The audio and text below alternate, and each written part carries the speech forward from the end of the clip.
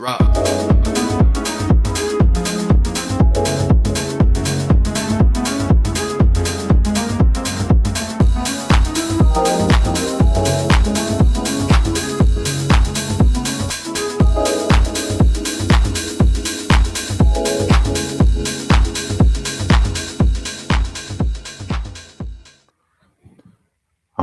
All right. What's up, everybody?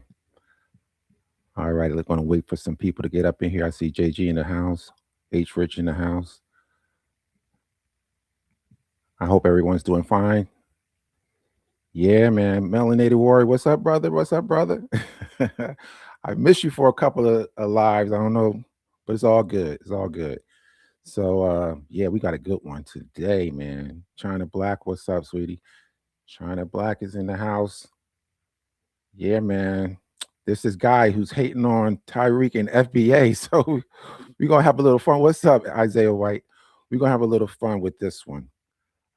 He's not, I gotta say, he's not as bad as you know who, but he's nevertheless he's on this, folklore stuff. But we're gonna deal with that. You know how I like to do. I like to deal with the folklore and bring some truth to all the folklore that's out here in the hip hop world. You know what I'm saying?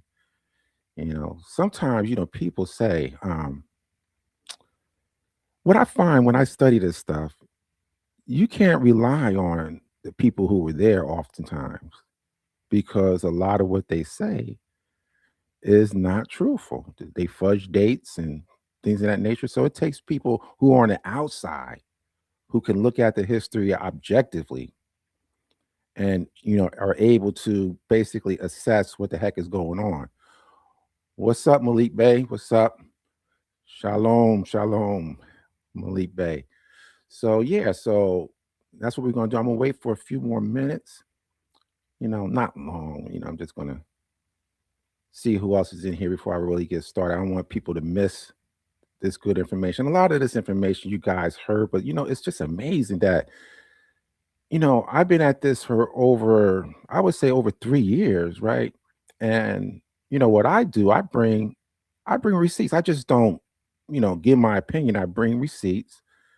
And you would think by now that enough people would have heard this information not to repeat it again. Because a lot of what this guy is going to say, his name is Old Dread. I hope he's watching. I hope he's watching so that he could better his game. He has a good delivery. What's up, Don Switzer? He has a good delivery, but his information is incorrect, And so, okay, Robert Tran, I'm going to ask you to hang out because I want to take care of my business first. So you hang out and I get to you. You don't worry about that. But so let me see. So let's see who else is in here. JG. Okay, he's already here. Okay. So let's see who else is in here. And then we'll get started.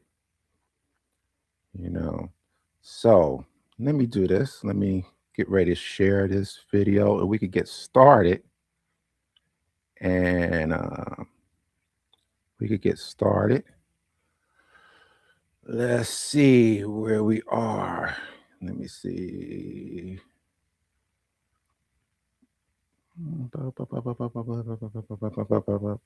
Okay. Let's see. Okay, here we go. All right. So this is interesting. All right, let's do this. Now, this video is called Tariq Nasheed is officially evicted from hip hop. Also, he talks about how Black Americans or foundational Black Americans are evicted as well. So I don't know who gave him the authority to evict anybody. But he made a video targeting Tariq. He has a hard on for Tariq, for whatever reason. I don't know what that's all about. And so he decided to make several videos about Tariq. And I'm not defending Tariq. I'm not going to defend Tariq. He's a big boy. He could defend himself. I'm just doing this video to counter some of the information that he's bringing forth. And a lot of it, as I constantly see with regards to hip hop, is folklore, mythology. And it's a shame that people continue to spit mythology and folklore, and sometimes it comes from people who supposedly are from the Bronx. Now, this is what I would say. Even if you're from the Bronx, if you're not born before I would say 68 the most, I don't think you really could say too much, because you're too young. Even if you're from the Bronx, you're hearing things, secondhand information. You know, you're no different than I am from the outside, from Jersey. You're no different because you haven't really lived it. You just hearing it by secondhand. So I would say the 68, 69, 70, definitely 70s. If you're born in the 70s, I don't care you from the Bronx. You ain't seen nothing. You really didn't. So let's get off of that thing. Oh, you're not from the Bronx, you can't speak. No, no, no, no, no. Sometimes the people from outside have a better idea what happened, you know, before you do, because you inundated with folklore and mythology, where I'm not. I could look at things more objectively. Okay, so this brother, his name is, well, let him introduce himself. Let's go. The right one. After I dropped my last autopsy on Tariq Nasheed, my comment section turned into a digital psych ward. A swarm of foundational black American internet trolls lost their foundational black ass minds. They screamed that I was a tether. They screamed that Latinos are nothing but gentrifying tourists who want to steal hip hop from black Americans. What you think, typing insults in all caps changes the history? You think a YouTube comment erases the archives? Well, by the end of this video, we're going to permanently evict Tariq Nasheed and his FBA isolationist cult from the House of Hip Hop. So that's why I did this video. He just didn't target Tariq Nasheed. He targeted anybody who identified as FBA. And he lumps us all in the same bowl as if we all have the same mindset. There's a lot of things that I don't agree with every FBA. But the only thing I agree with is simple. FBA is lineage based. So if you have a descendant who was attached to chattel slavery in the United States, on either side, you are a FBA. So to that extent, I'm a FBA. Now there are people out here who have all kind of ideology that I don't rock with. So for him to put us all in the same boat and say Tariq Nasheed and all FBA, are evicted. First of all, who are you? Who are you? So that's number one. Let's go. We're going to destroy the xenophobic tether ideology, pull the receipts on the South Bronx, and drop so much undisputed history that his entire separatist grift will collapse under the weight of the truth. What up, y'all? It's your boy, yo man, aka O the Dread. Before I drag my intellectual nuts across this nigga Tariq's forehead, I have to send a massive shout out to Cam James and FD Signifier. Thank you both for inspiring this video. And much love to the homie Illogics for being a huge supporter and all around solid dude. And second of all, what gives you the right to use the N-word? That's what I'm saying. People get too comfortable. You're not black. You're not black American. You don't get the right to use that word, brother. I'm sorry. But that's what it is. Black people make other groups feel so comfortable they can rattle off the word and face no consequences. Make sure to check out their channels. I'll link them below. But right now, public enemy number one is Tariq Nasheed. Now, I told you in the last video exactly who I am. I'm a former rapper, I'm an Afro-Latino, and I've been a member of the Universal Zulu Nation for going on 2 decades. I didn't learn hip-hop history from a predatory blog looking for clicks. I learned it from the architects who poured the concrete. Tariq Nasheed and his followers are currently running one of the most toxic, historically fraudulent campaigns in modern black politics. They claim hip-hop is an exclusive 100% native black American invention. They claim anyone with Caribbean or Latino blood was just late arriving students who copied their homework a decade later. Let me kill this straw man. Well, the truth of the matter is hip-hop comes from black American culture. And the truth of the matter is all the other groups, including Caribbeans and Puerto Ricans, assimilated into what we know was the dominant culture at the time, hands down. Black American culture is the dominant culture, hands down. All these other groups assimilated, and what they picked up, they did. They participated and they contributed. But as far as the creation, and I think he's going to acknowledge that none of these groups actually created it. Let's go. Right now, so the FBA bots can't clip me out of context. Puerto Ricans did not invent hip hop. Black Americans invented the elements that eventually became the sound of hip hop. The rhythmic engine, the funk, the vocal cadence, that is pure, undeniable Black American genius. But Puerto Ricans definitely weren't guests walking into a finished mansion. They were the mortar and the bricks. They were co-architects on the construction site, building side by side with Black Americans from. See, that sounds like a contradiction. First, he says it comes from Black American culture. Then he says that they were building side by side. That sounds like co-creation to me.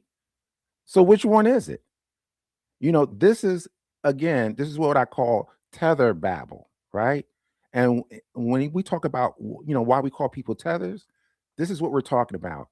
You acknowledge that it comes from us, but then you're going to still try to tether yourself or connect yourself to something that we created. That's tether babble. And so, if you're going to say that we created, just stick with that. Don't try to confuse or make it bigger or make it more acceptable for Puerto Ricans to claim it when it is actually not their creation at all. Let's go.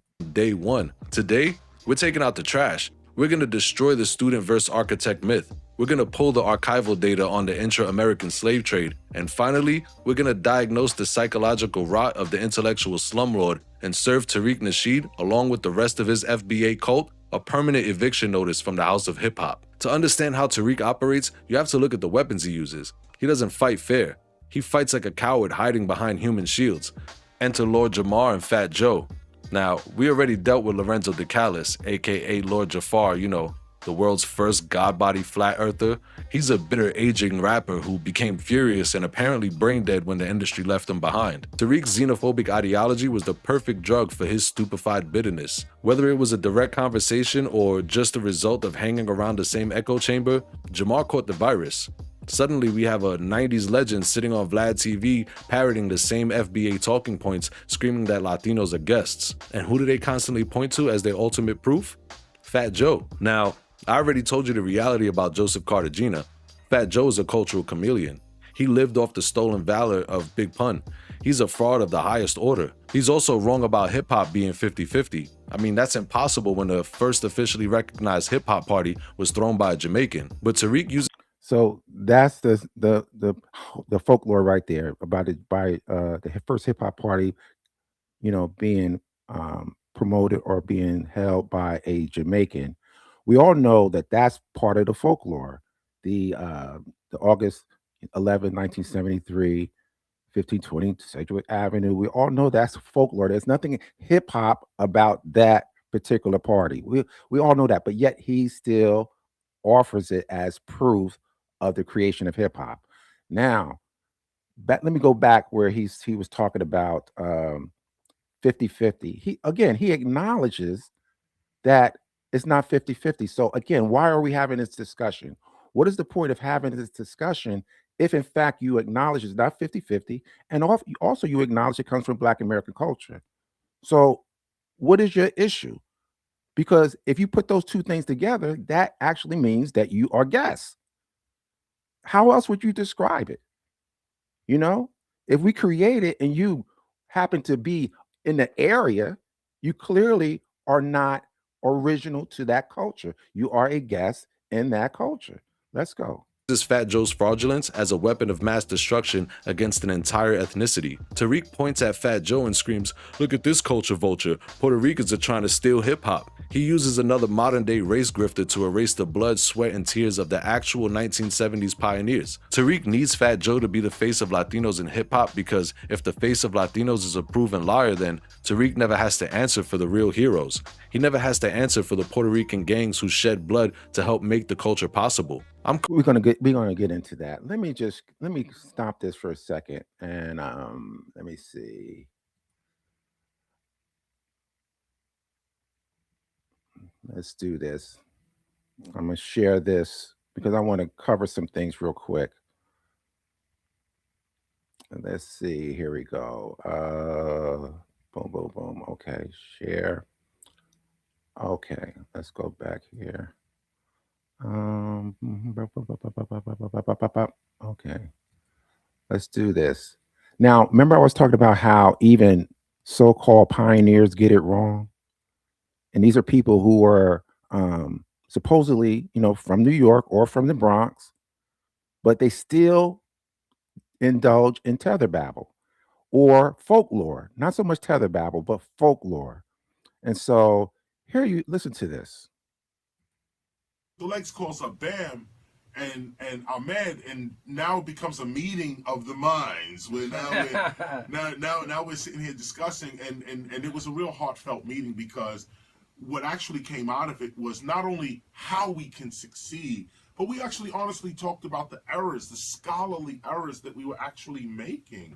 And then there's some debates as well. Like, well, I'm not gonna get into it, but it's like we're really dealing with hip hop's creation, where you argue out certain points, where you bring up certain things. Like, Legs was saying that some of the information that even he was getting, was questionable even to him. I mean, Legs is now dealing with Cornell University and other universities as well. But speaking directly about Cornell, Legs was talking about, how history is now being looked at by other people.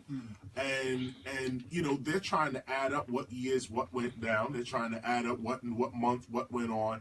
And that's real scholarship. So it's like now hip hop is leaving the realm of folklore, which is what we've been living off of for so long. The basic story: Cool Herc, 1520 Sedgwick Avenue, Africa Bambaataa, 1974, Grandmaster Flash cutting, mixing, scratching, Sugar Hill, Run DMC, the Golden Era, Marley Marchand, we go on.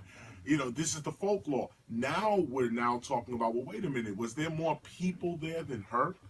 Who else was part of Soul Sonic Force, for instance? What else was going on? Who were the B-boys before Rocksteady? Who were the B-boys before Rocksteady? Bam was not the leader of the Black Spades. Bam was only part of the Black Spades. Things like that in terms of scholarship is extremely important. 1973. Okay, so think about this.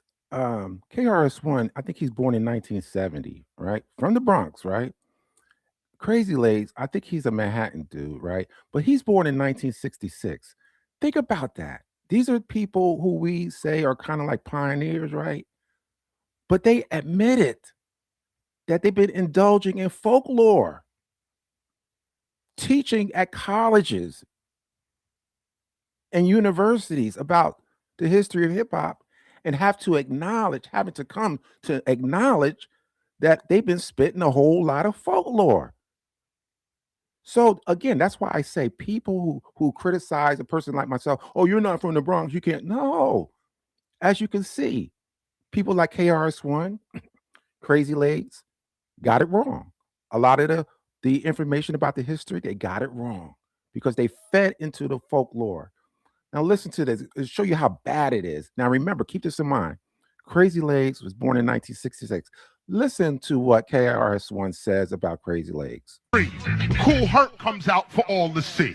1974, Zulu Nation brings peace over war. 1975, Crazy Legs, Rocksteady is live.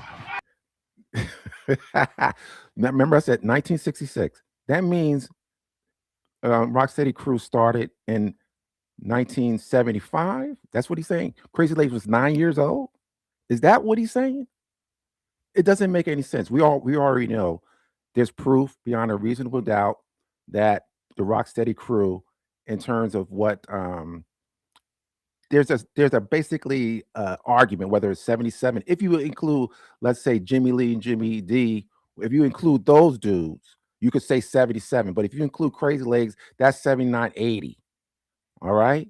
And so that's the discrepancy. So I look at Rocksteady in terms of Crazy Legs, not before that, So let me go here. Let me stop this and we get back to the other thing here. Continue with this video here. I just wanted to show that, to prove to you guys that man, these people talk about how much they know the history, and clearly they don't. All right, let's go back here. Okay, give me a second. Let's go. No, that's not the one I wanted. Let's see. Here we go. This is the one I wanted. Okay. Let's go. Currently producing a mini documentary on the complete, uncut history of hip hop that'll drop on this channel soon, but let me give you an appetizer right now. In 1971, the South Bronx was a literal war zone. The city abandoned the borough. The streets were run by militant gangs. The largest was the Ghetto Brothers, founded by a Puerto Rican visionary named Yellow Benji Melendez. Everything he's about to say here is folklore. Listen.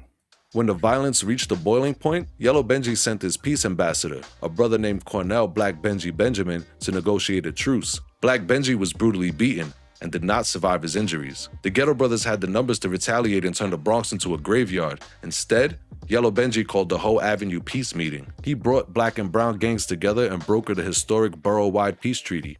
That treaty cleared the parks. That treaty stopped the stabbings. That treaty created the integrated safe space that allowed DJ Kool Herc to bring his massive sound system outside to 1520 Sedgwick Avenue. Black youth created the spark, but Puerto Rican blood brought the safety for that spark to catch fire. We helped secure the perimeter. We'll cover that extensively in the upcoming documentary, but the FBA cult will pivot. They always pivot. They'll say, okay, well, maybe they were in the gangs, but they didn't create the art. They were just students learning from Black Americans 10 years later. Let's dismantle that historical. Okay, let's stop that and let's go with some debunking here, okay? Again, some of that was a little bit of truth. There was a meeting, but as far as how he described the aftermath, clearly that didn't happen. All right, so let's go back. And we're going to share this again. Let's see where it is. Okay. All right.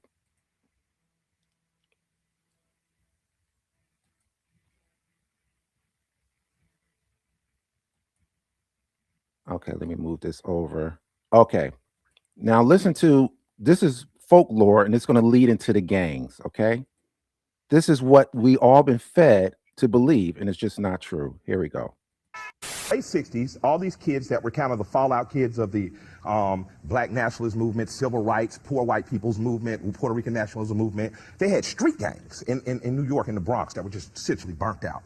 At some point, very late 60s, early 70s, these kids were like, we're going to come up with our own peace treaty. Came up with their own peace treaty, decided that we aren't going to engage in violence. Well, what's the alternative to violence? The Zulu Nation was born out of that. Africa Bambaataa, Kool Herc. Look, Google these. I'm telling you, it's way bigger than any of the rappers you think now, and the story is way more interesting. These kids, they were children, got together in the park, stole public electricity, which I strongly support, and decided to do park jams as an alternative to violence. So hip-hop is not rap. Hip-hop is the thing that houses rap, graffiti, breakdancing, and DJing and entrepreneurship. And what it did was give poor kids the opportunity to organize as an alternative to violence. All that he just said there is folklore. Here we go. Now we're going to get into the gangs and the significance of that 1971 Boys Club meeting. Here we go.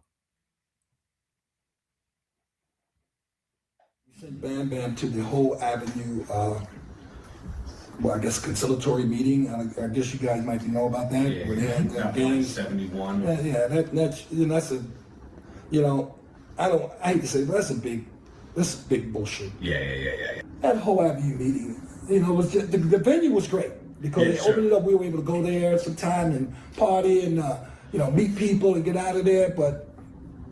It's given more credit than it was. That's right, because like you mentioned, rumbles continue to happen all the time. Actually, after that, it didn't get any better. I remember the Seven Immortals. What's his name? The president of Seven Immortals.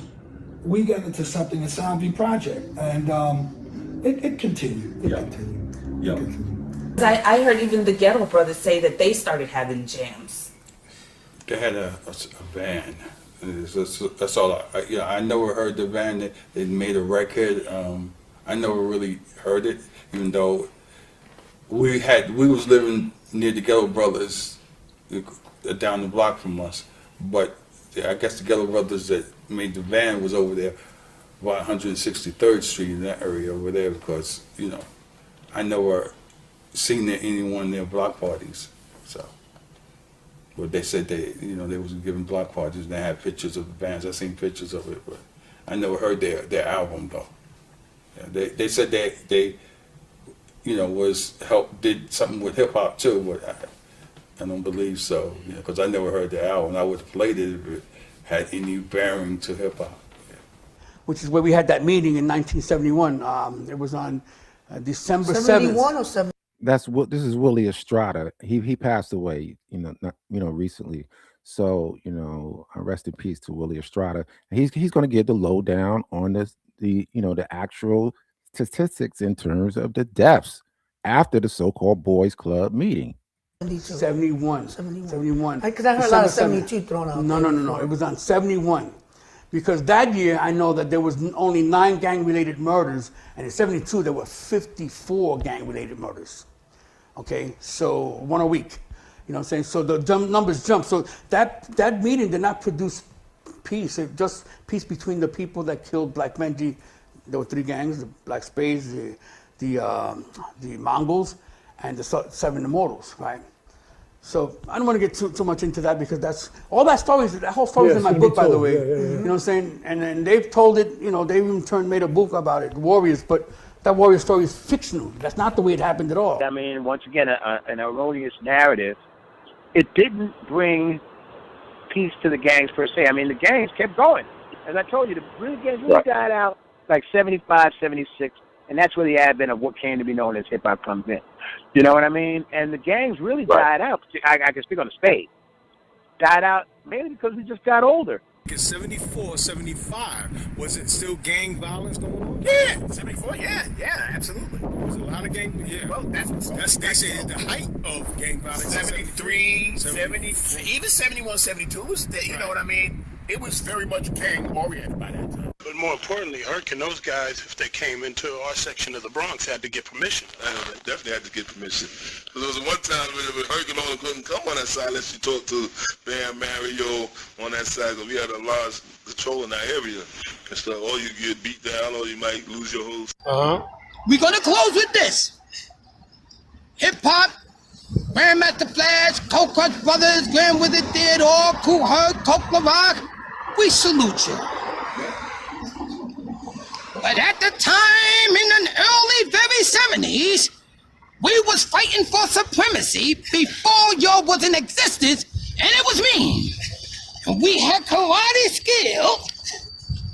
We had to come to conquer areas all over the Bronx. Right. And then when we came with the music, we come out for enjoyment because my mother was the head of the your immediate place. Because we couldn't afford no damn But equipment. Herc was Exactly known. that. We couldn't Herc was afford known equipment. everywhere, all around the city. All the B-boys. No. All the B-boys used to come to see Herc. No, hold up. That went No. Yeah, later. Hold up.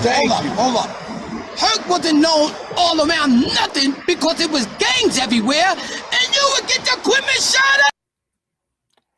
All right, let me stop that. So again, the guy, Odette, what's his name? Old Dod Dread. He got it wrong. It did not stop anything. And so this is what we're talking about: repeating fiction, repeating mythology, repeating folklore. It'll get you every time. Let's continue. Let me get this back up. And we're going to share this again. And let's go back to, here we go. All right, here we go. Let's go. Literacy right now. Look at graffiti. Tariq wants to claim graffiti is an exclusive FBA invention. Well, 1974, a Puerto Rican kid named Lee Quinones hits the subway system. All right, hold up, because I know y'all gonna come for me if I don't say it. We all know the story about Cornbread out in Philly in the late 60s who was doing graffiti, and people like to call him the first graffiti artist. But you know what Tariq won't tell you? He won't tell you about Taki 183, the Greek Italian here in New York City who was doing graffiti at the same time Cornbread was out in Philly. Or he won't tell you about Julio 204, the Colombian, who's also doing graffiti at the same time as Taki 183. He also won't tell you about the reptiles, you know, the famous reptiles that you see all over the most famous graffiti artworks all over New York City. Yeah, those reptiles were inspired by a white cartoonist named Von Bodie. So I'm really not trying to hear all the separatist talk, but by November 1976, Lee and his multi-ethnic crew, the Fabulous Five, paint the first whole train. 10 subway cars, top to bottom, fully painted, riding through the 5 boroughs. He wasn't a student copying homework in the mid-1980s. He was writing the visual language of the culture in 1974. Let's look at the DJ. The FBA narrative completely erases DJ disco. Okay, so let me stop it right there. First of all, what I want to say is that bombing trains and buses and all of that, that's vandalism. That's not hip hop. Second of all, what if I told you that graffiti and what we call knowledge in terms of those elements are part of a manufactured culture? It's not a real thing. And what if I told you that graffiti wasn't a part of hip hop until 1981? What would you say to that? Would you believe me? Okay, let me prove to you why graffiti is manufactured. It was really never a part of hip hop. Let me get this back up again. Let me see where we are. Okay, let's go back here. All right.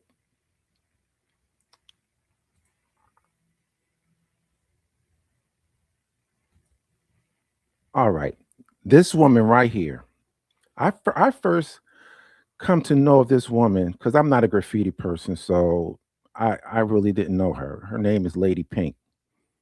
And she appeared in this docuseries called De La Calle. And she was asked by the I guess he's the filmmaker, what she thought about graffiti and hip hop as being something that's related. She totally rejected. I was hoping that I could get the sound bite, but I'm not paying Paramount to get the video because you can't see it for free. But I seen it before, and so I was like, man, I'm not paying just to get a sound bite.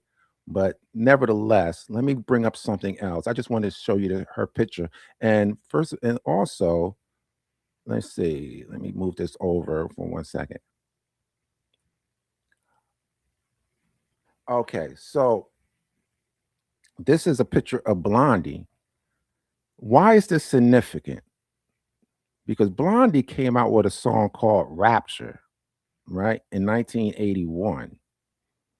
All right, and you can see in the video, there's a dude, painting some graffiti, painting on a wall, doing some graffiti. This is how graffiti became a part of hip hop. This is how it happened.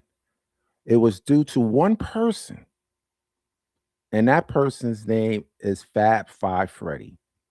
He was the guy that introduced graffiti as a part of hip hop.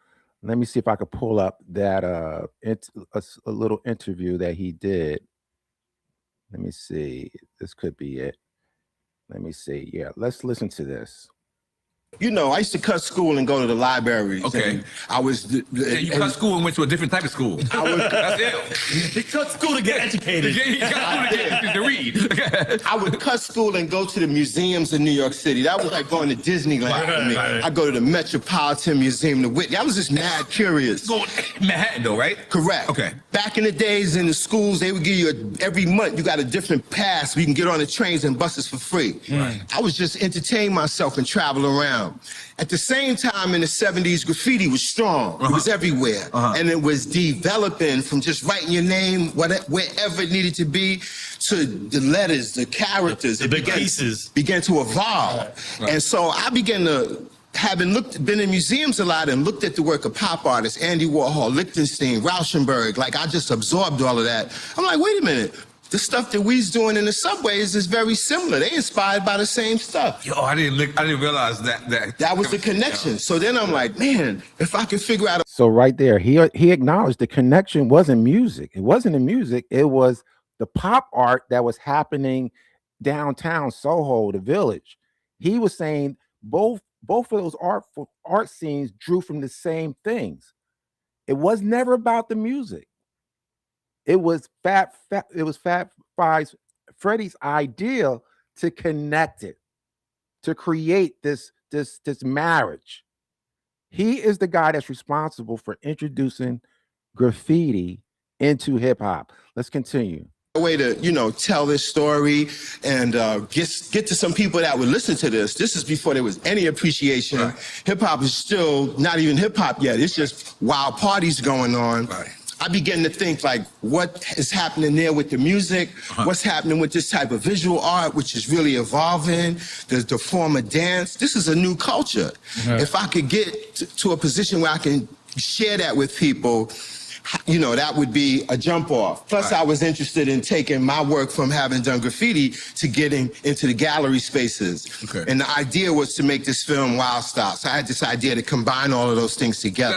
That's the directing part it comes from. No, that becomes the first film. Okay. I collaborated with a guy named Charlie Ahern. Okay. And I pitched the idea to him. He was like... So your brainchild, to be clear. Basically, the basic idea that Charlie was with it. He has seen Lee Quinones's work.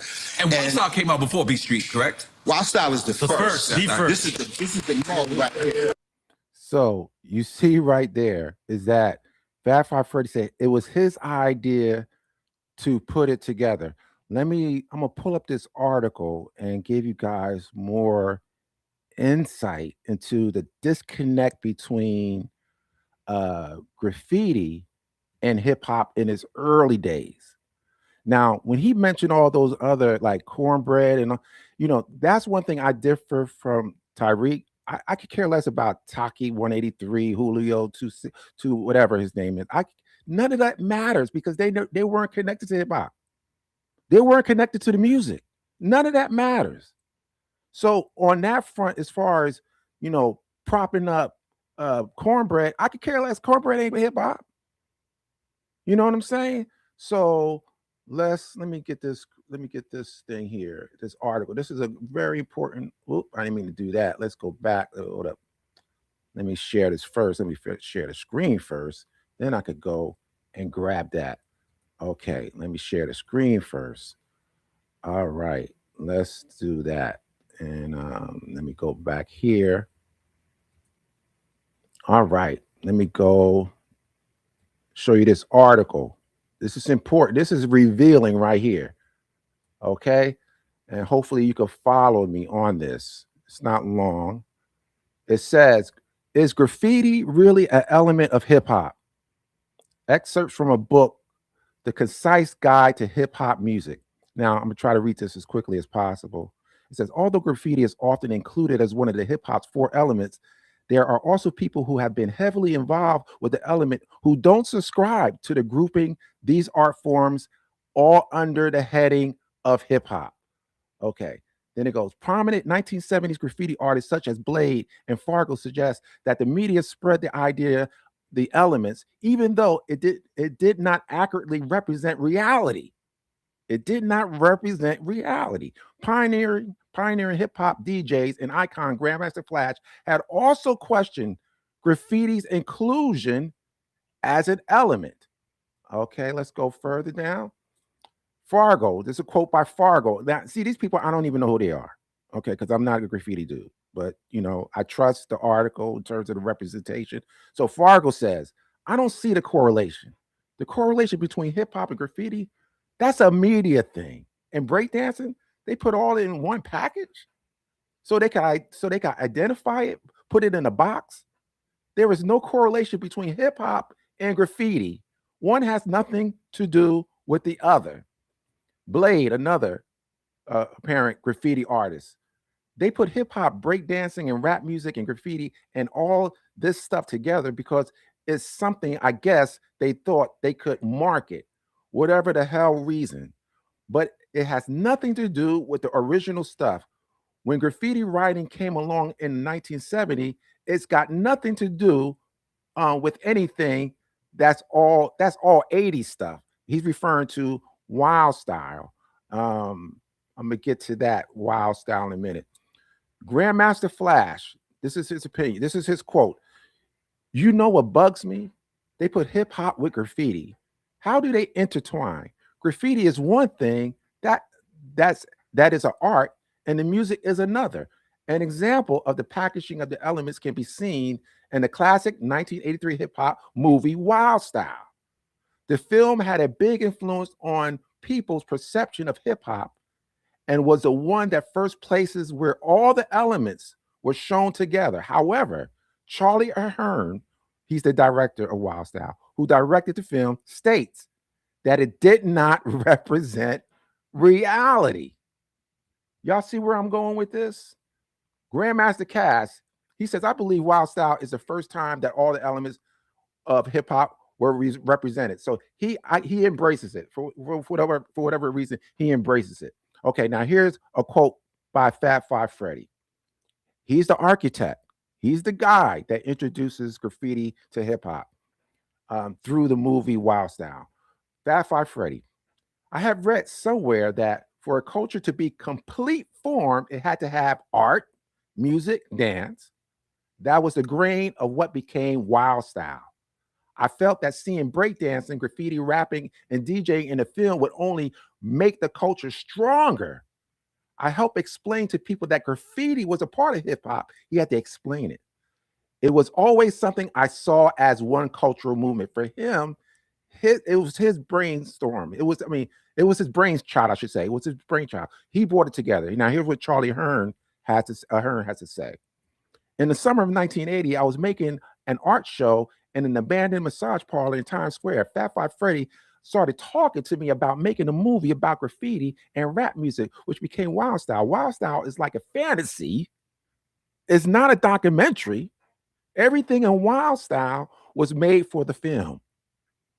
It was to project an image, and people saw that image and they carried it forward, built on it, but that wasn't reality happening. That was just happening for the film. It goes on. I think you guys get the point. Graffiti in hip hop is manufactured. And I think what happened, I think that when Bambaataa saw the movie or heard Freddie, he probably met with Freddie. And Bambaataa probably came up with the idea of adding knowledge to the formula. And this is where the 5 elements were born. So, given this history, one has to say that if you want to count what came first, you could say DJing, b-boying, MCing or rapping, then graffiti, then knowledge. That's the likely chronology. Okay. And when we speak about graffiti in terms of hip hop, it was really about fashion, how you decorate your clothes, or flyers. That's what it meant in terms of graffiti in hip hop. It was never about bombing trains or buses or walls or whatever. That wasn't hip hop. That wasn't the case at all. Let's go. Let's continue. Okay. So I think we could put that to rest, that graffiti nonsense. We could put that to rest because the proof, I already presented facts. The facts are here. Those of you you could watch the Drink Champs interview with Fab Five Freddy. The interview or the article that I posted by Paul Edwards clearly spells it out. I only read some of it, but it's clear.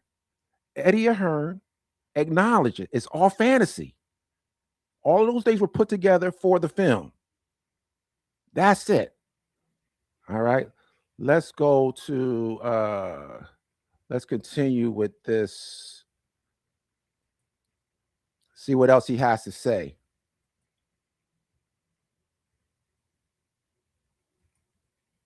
Okay, here we go. Let's go. Wiz, born Luis Cedeno to a Puerto Rican father and a Cuban mother. He was in the parks in 1975. Let me go back In because- so you 1977, guys can disco hear. with language of the culture in 1974. Let's look at the DJ. The FBA narrative completely erases DJ Disco Wiz, born Luis Cedeno to a Puerto Rican father and a Cuban mother. He was in the parks in 1975. In 1977, Disco Wiz and his partner Grandmaster Caz, you know Grandmaster Caz that was in the Mic Check documentary, they created hip-hop's first mixplate. It was a pioneer dub recording. They utilized Caribbean sound system techniques, sound bites, special effects, and pause beats. A Puerto Rican and Cuban DJ co-authored the fundamental recorded grammar of hip-hop 2 full years before Rapper's Delight even hit the radio. Look at B-boying. James Brown gave us... What does that mean? What does that mean? We all know that Disco Wiz was recruited by Grandmaster Caz. We already know that. It doesn't matter what they did. I mean, that's just ridiculous. It doesn't even matter. Let's see. Let me rewind that back for a second. I want to make sure I didn't miss something. Let me do something real quick. It was a pioneer dub recording. They utilized Caribbean sound system techniques. So, okay, of course, right there. That's what I missed. Again, folklore. Folklore. Stop it. Brother, please stop. Just about everything you said is folklore. The only thing you said was true was that it came from Black Americans. The musical elements came from Black Americans. That's the only thing you said was true. All the rest of what you're saying is folklore and misinformation. Caribbean culture had nothing to do with the birth of hip hop. Latin culture had nothing to do with the birth of hip hop or the birth of our genres, of our musical traditions. Have nothing to do with it. So stop trying to connect it. Let's go. Sound bites, special effects, and pause beats. A Puerto Rican and Cuban DJ co-authored the fundamental recorded grammar of hip-hop 2 full years before Rapper's Delight even hit the radio. Look at B-boying. James Brown gave us the foundational floor work. That is undisputed. But the acrobatic power moves, the dynamic drops, well, let's look at the Rocksteady crew formed in 1977. Look at Santiago Jojo Torres, a Puerto Rican co-founder. Okay, now Jojo, he already acknowledged. I did a video with Joe, I didn't do the video with Jojo, but I featured Jojo in a video I did. He was interviewed by Wreaking Havoc, and he flat out said that Black B-boys were the first. So I don't give a darn what Latinos you bring up. Everybody from Bomb 5, from what do you call it, Mr. Wiggles. I'm trying to think of Latinos who said this. There's a number. Oh, even track 2 when he said the Zulu Kings were the first. There's a number of Latinos who agree and acknowledge that Black B-boys were the first. Now, saying that, I am not taking anything away from the Latinos and the Puerto Ricans. They did a phenomenal job. Salute to them. You know what I'm saying? Salute to them. But again, we started this whole thing. We started it. That's the bottom line. Let's go. Get B-Boy Spy from the Crazy Commandos, known as the man with 1,000 moves.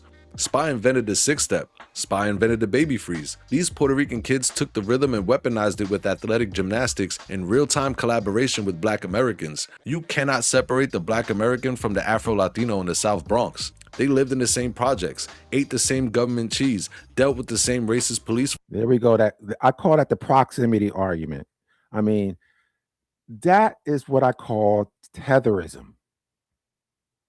You acknowledge it comes from us, but then you try to tether yourself to it by saying, oh, we lived in the same neighborhood. We went to the same schools. We played handball or baseball or football or basketball together. We went to school. We did all this stuff together. So therefore, it's our culture too. That's called the proximity argument. All right. That doesn't work, bro. That's called tether babble. So if you wonder why we call people who talk like you tethers, that is why. That is why. Because you are tethering yourself by suggesting because we live together, therefore is your culture as well. It doesn't work like that. You guys assimilated into Black American culture. That's how it worked. We were the dominant culture at the time in the 70s. Black Americans were not gravitating to what Latinos or Jamaicans or anybody else was doing. This is not hate speech. This is a reality. Anybody can look this information up. Black American culture was the dominant culture in the 70s, hands down. It's not even up for debate.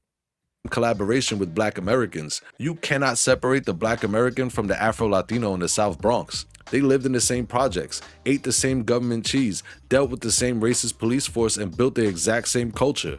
It was an irreducible polyethnic machine. I could sit here all day and play you 100 different interviews to prove this. I could pull up the archives of Africa Bambaataa explaining how the Universal Zulu Nation was explicitly integrated from its inception. I could show you original party flyers from 1976 billing Black and Puerto Rican DJs on the exact same ticket. I mean, look at DJ Charlie Chase, the first high-profile Puerto Rican DJ to gain massive visibility. He entered the scene in 1975 and co-founded the legendary Cold Crush Brothers in 1978. His original MC was Prince Whipple Whip, the first Puerto Rican MC. The actual pioneers, the men and women who were in the parks, have never denied the coalition, and the few who do are flat out lying for personal clout. Well, again, you guys were basically, because you lived around us, again, you observed and you took part. I mean, that's the bottom line. You can't really deny that. Let me do something about Charlie Chase. Now, this is the misrepresentation of the story about hip hop and Charlie Chase. People want to say, "Oh, Charlie Chase was, doing break beats in 1975." That's a lie. I'm going to play an old clip of a video I did where we're going to talk about what Charlie Chase, when he actually became a hip hop DJ. Now, what does it mean to be a hip hop DJ? Some people want to know. That's usually a DJ who plays the breaks.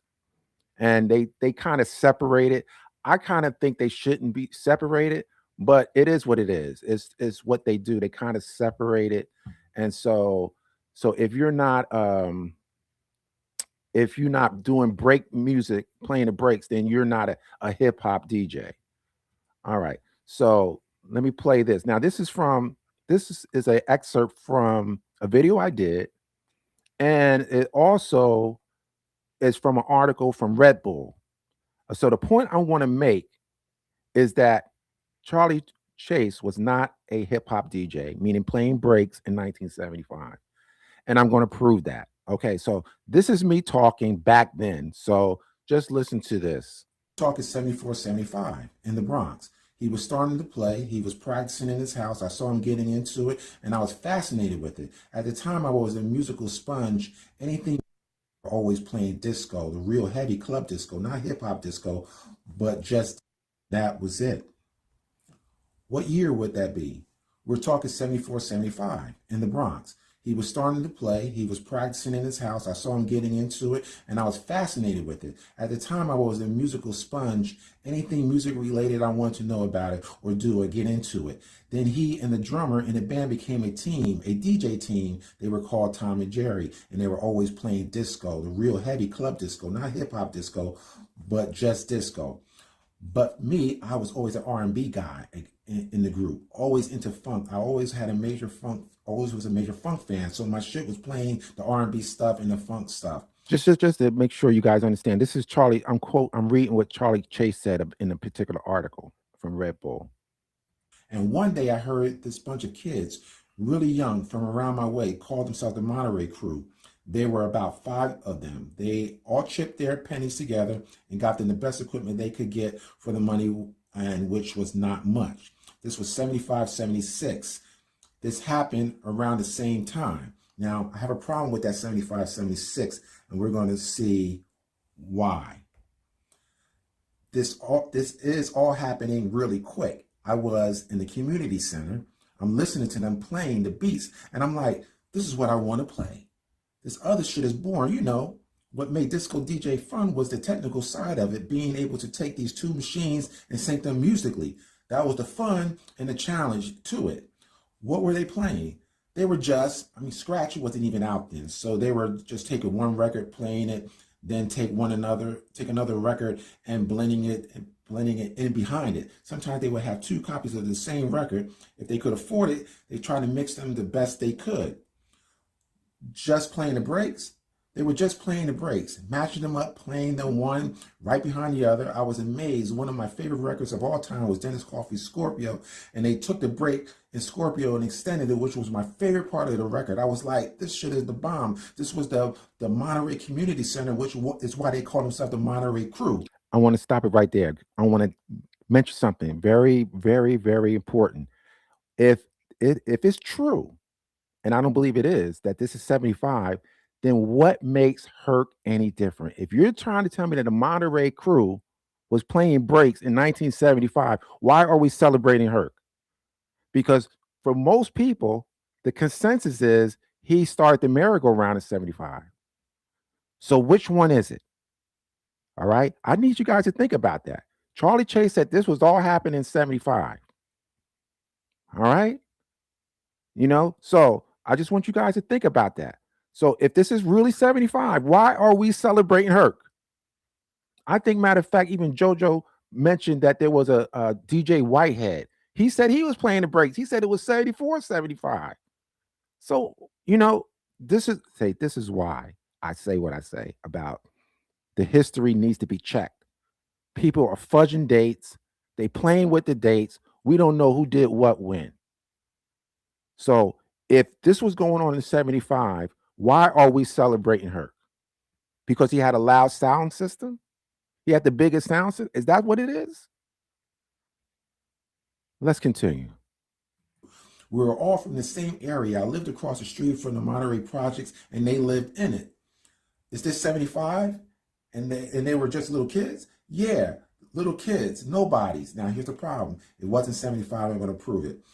I can't say much. I can't say nobodies, but they're doing their thing. So I'm like, oh shit, this is different. They're bringing back again to the beginning of the break and again, and then they're playing Trans Europe Express by Kraftwerk and shit. I'm like, oh man, this is awesome. Then they were playing beats I never heard in my life that sounded really effing cool. Now here's the problem. And then they were playing Trans Europe Express by Kraftwerk. The problem is Trans Europe Express comes out in 1977. Now, sometimes when you listen to people tell their story, they condense it in such a way you think they're talking about it in terms of months. But we're talking about in years. He became a DJ in 75, but a disco DJ, not a hip hop DJ. Okay. Now, then I thought, you know what? Maybe he probably misspoke. Maybe it really was 75, 76. So then I found this video. One day, I went to pick them up for rehearsal, and we were getting ready to go to play at a club that night in Brooklyn. And I went upstairs to pick them up, and when I came into the apartment, they were DJing. There was 2 turntables and this little mixer. Mind you, the mixer was this big. It was a little, we're talking about 75, you know. Right. So I see them mixing disco music, Casablanca records and the Village People and all that stuff that was happening at that time. But what intrigued me, I'm a nerd, I'm a techie, I'm a nerd for stuff like that. And the mechanics of the way they were going, mixing one record with another on beat and the way they were using it intrigued me. So several times of me going up there to pick them up, I saw that and I decided that I wanted to do that too. So right. I started buying my own disco records to DJ and play. And around the corner from my house, there was the Monterey Projects. It was on 180th and La Fontaine, which is a block away from Arthur Avenue. If anybody knows about Arthur Avenue, you know that. Let's go, BX. What's up? So there lived a DJ crew called the Monterey Crew, which was Ronald and Glad Eye and a few other guys that were in the group. Now, we used to hang out in the community center a lot to play sports and ping pong and all that other stuff. So that one night I went into the community room to go play ping pong, and they had taken the main room, and I hear music coming out of that room. and it's dark. Man, I mean, it's pitch black in there. It's crowded. It's pitch black, and all you could see was like a light from the back of the room. A light. That's all that was on. So I'm hearing the music that they're playing, and I'm like, this is different. But I know the music because it's funk tracks, rock tracks, and stuff like that I've known, that I've heard on the radio, and I played myself with my band. So I open the door and walk in a room to see what's up, and I walk to the front and I see the guys, the Monterey crew. But I'm noticing that they're playing breakbeats, like early breakbeats, like not even scratching it back and forth. They were just playing stuff like Kraftwerk, Trans-Europe Express. There we go. So again, like I told you, I just want to play that because I wanted you guys to see that he was consistent. So it was 1977 when he was actually playing break beats. So listen, again, I wasn't there. If it was 75, again, why are we celebrating Herc? You see what I'm saying? That's my overall point. Why are we celebrating Herc if this was 1975? But the thing that goes against 75 is Kraftwerk. That kind of cuts the idea that it was 75. Okay, let's get back into this one here. Let's see where we are. Let me push it back a little bit. And so here we go. Prince Whipple Whip, the first Puerto Rican MC. The actual pioneers, the men and women who were in the parks, have never denied the coalition, and the few who do are flat out lying for personal clout. The only people truly denying the Black and Brown coalition are internet race baiters who were nowhere near the Bronx when the foundation was laid. Historian Juan Flores documented this dynamic perfectly. He called it the re-encounter of the African diaspora. Puerto Rican youth didn't simply copy Black American styles, they brought a musical kinship rooted in the syncopation of bomba and plena. Stop.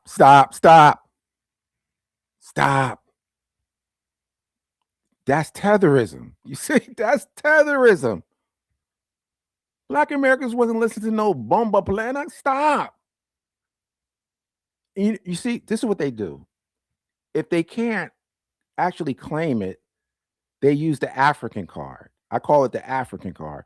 Oh, we're all part of the same diaspora. So it's by default, the music belongs to everybody from the diaspora.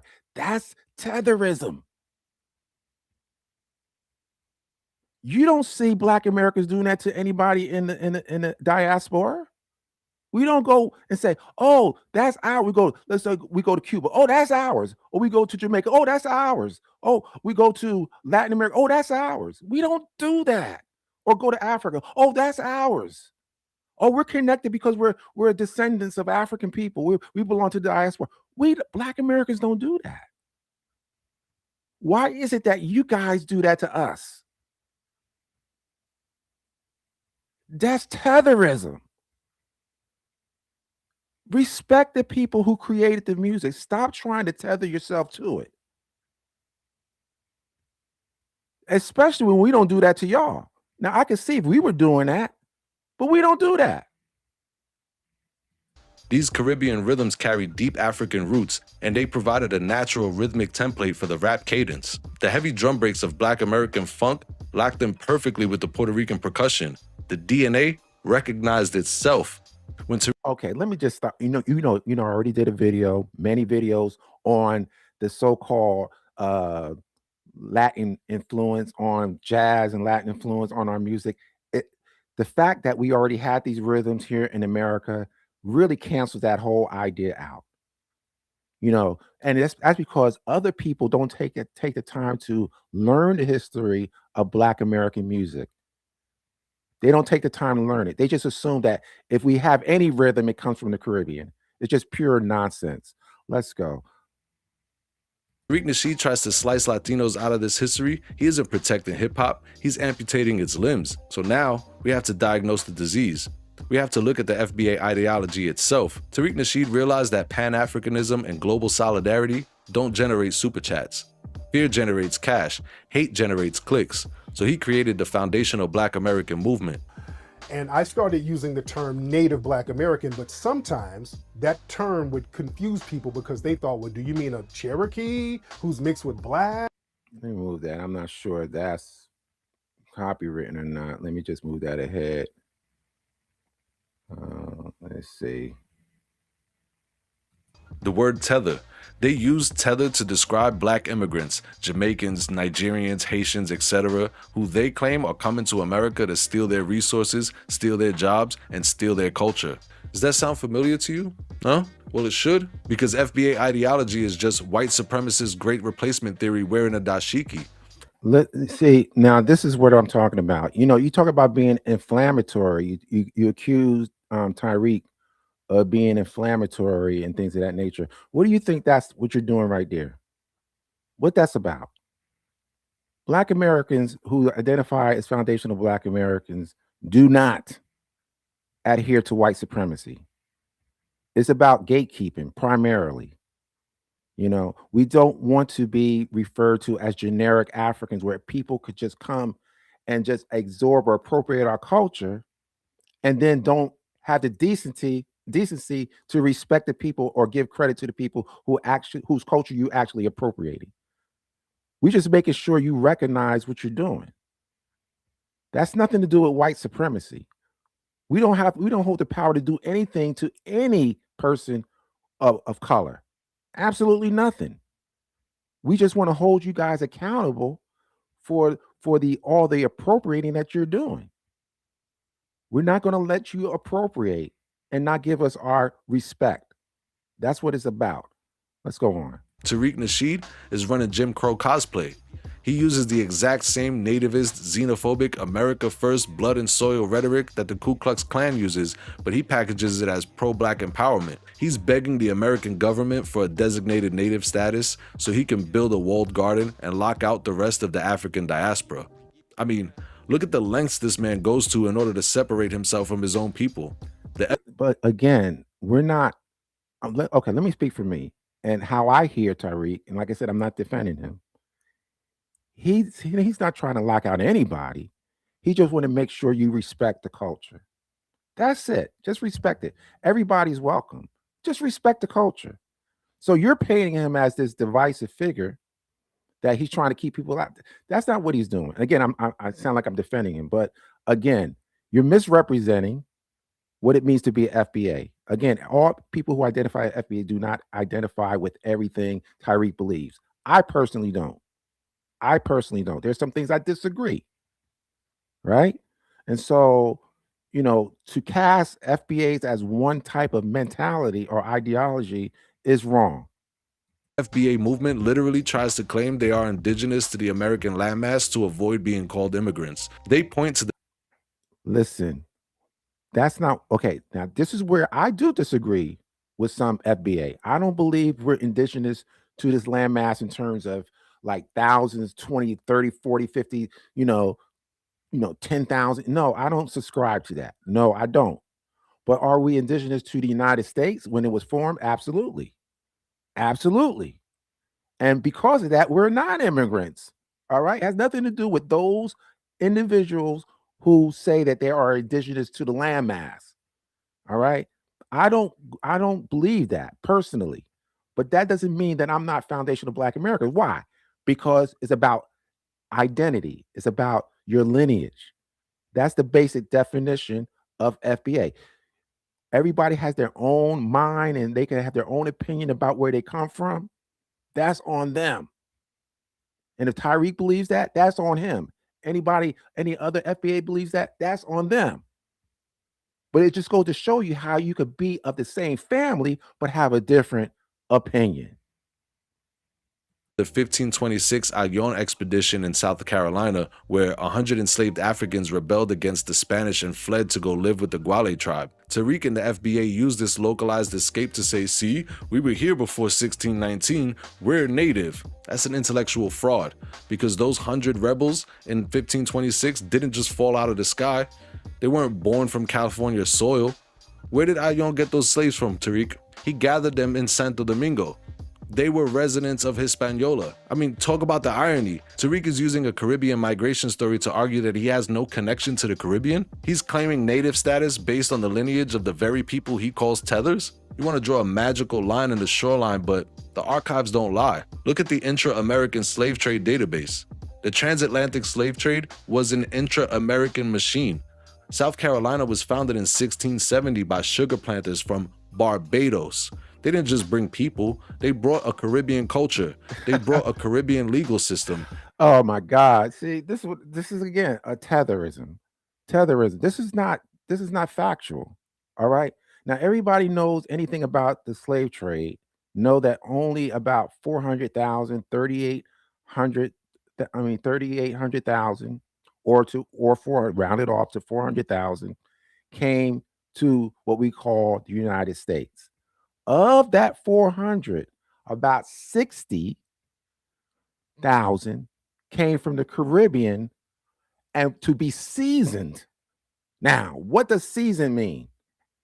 It means to be broken in, get adjusted to the life of what it means to be a slave. The time period for that was anywhere from a few weeks to maybe as long as 6 months. That is not long enough for ethnogenesis. There is no Caribbean culture that's coming to the United States at that time. That is just an African that's coming to the United States, just like the ones who came directly to America. There is no difference. So in order for them to be identified as Caribbean, you need a few generations to develop a culture. So this is sick to suggest that they brought a Caribbean lifestyle when they only was in the Caribbean for a few weeks. The maximum was probably about 6 months before they was ready to be sold to an American enslaver. All right. That's just like me when I visit Jamaica for 6 weeks. Does that make me Jamaican? It's silly. This is what I'm talking about. Tether babble, man. Stop it. Let's go. They brought thousands of seasoned enslaved Caribbeans straight from the islands. Okay, see, he's saying season. So if he knows, if he quotes season, he understands what that means. It's only for a short period of time. Anywhere from a few weeks to a few months. That doesn't make you Caribbean. To the mainland. The bloodlines of the American South are inextricably tied to the Caribbean. You cannot surgically extract the foundational Black American from the Jamaican, the Haitian, or the Puerto Rican. The colonizers mixed us, moved us, and sold us across the exact same waters. But Tariq needs you to believe that you're an isolated, unique species, because if you realize your brother in Kingston or your sister in San Juan shares your exact struggle and your exact same bloodline, you might just unite. And if you unite, you don't need Tariq Nasheed's webinars to tell you exactly who your enemies are. Okay, you might have the same bloodline. That's possible. I'm not going to disagree with that. But you're not of the same ethnicity. That's huge. Why do you think? Now, I want you to think about this, Odad Dread. Think about this. Why is it that the music in America is different from the music in the Caribbean? Why do you think that's true? Because it's a different experience. As simple as that. If we were so linked, there would be a connection musically. There would be a connection linguistically. But there isn't. There wasn't. So why do you feel a need? Well, I understand why you feel a need to attach the Caribbean to America or to the foundational Black America. I understand. It's a great culture. I get it. I truly understand it. But use your brain, brother. Use your brain. There is no connection. For example, the Irish was very heavily with a big part of Jamaican culture back in the day. That's why Jamaicans primarily have the accent they have today.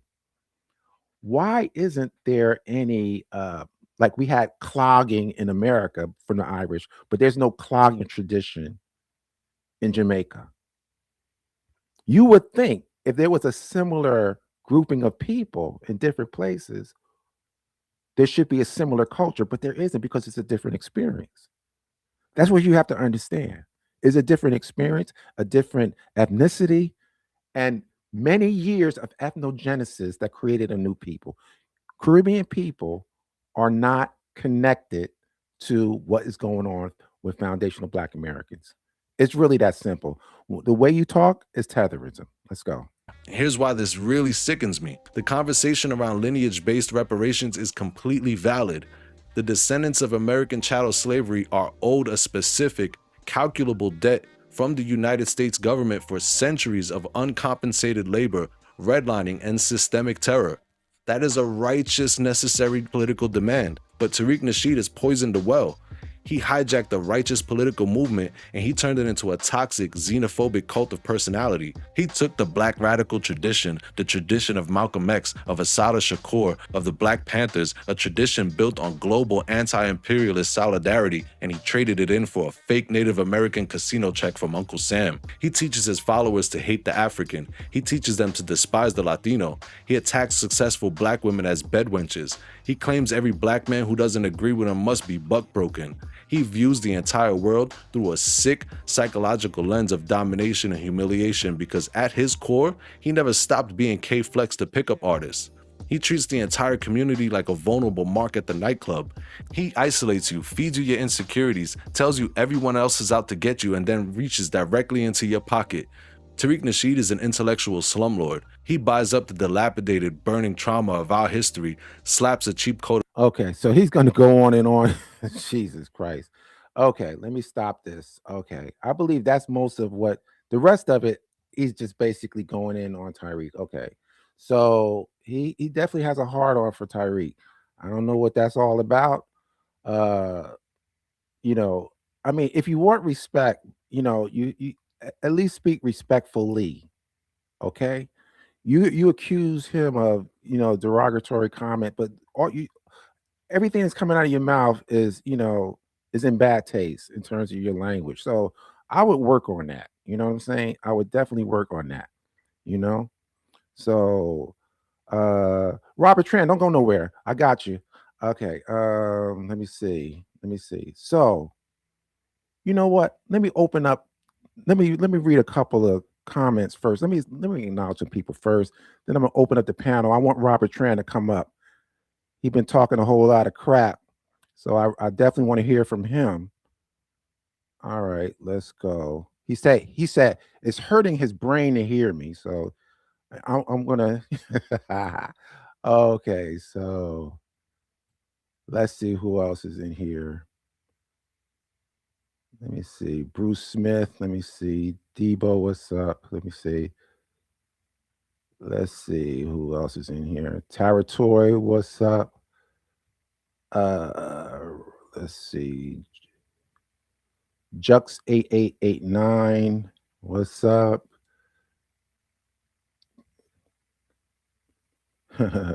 Dix one from Poop. Yes, what's up? Hip hop based on drums. Like, well, Panavision, you're wrong. You know, I proved that. You know, we didn't get nothing from Latinos. Absolutely nothing.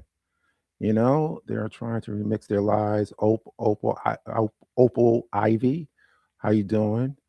Let's see. Jerry Williams, man, that person's still alive. Let's see. Jerry Williams, Renee LaRock, what's up? What's up, Renee? Jerry Williams, I already said. Let me just go through these names real quick. What's up? What's up, Black History of Rock and Roll? Mama Plenty had nothing to do with the shouts and on. Okay, Hambone is that absolutely nothing to do with it. Let's see who else is there. Okay, of course, China Black is in here. Okay, Infinite Wellness, what's up? Trying to make sure I recognize as many people as possible. And if I do miss you, you know, I just want to thank you for coming and hanging out, Mansa Musa. What's up? Let's see who else we got here. Okay.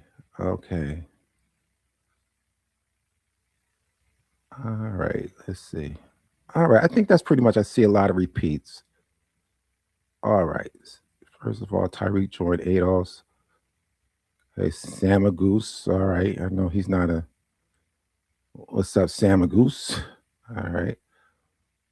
I think I saw Paul Roberts. I don't see. Let me see. I think I saw him earlier in the. Let's see. There you go, Paul Roberts. What's up, Paul Roberts?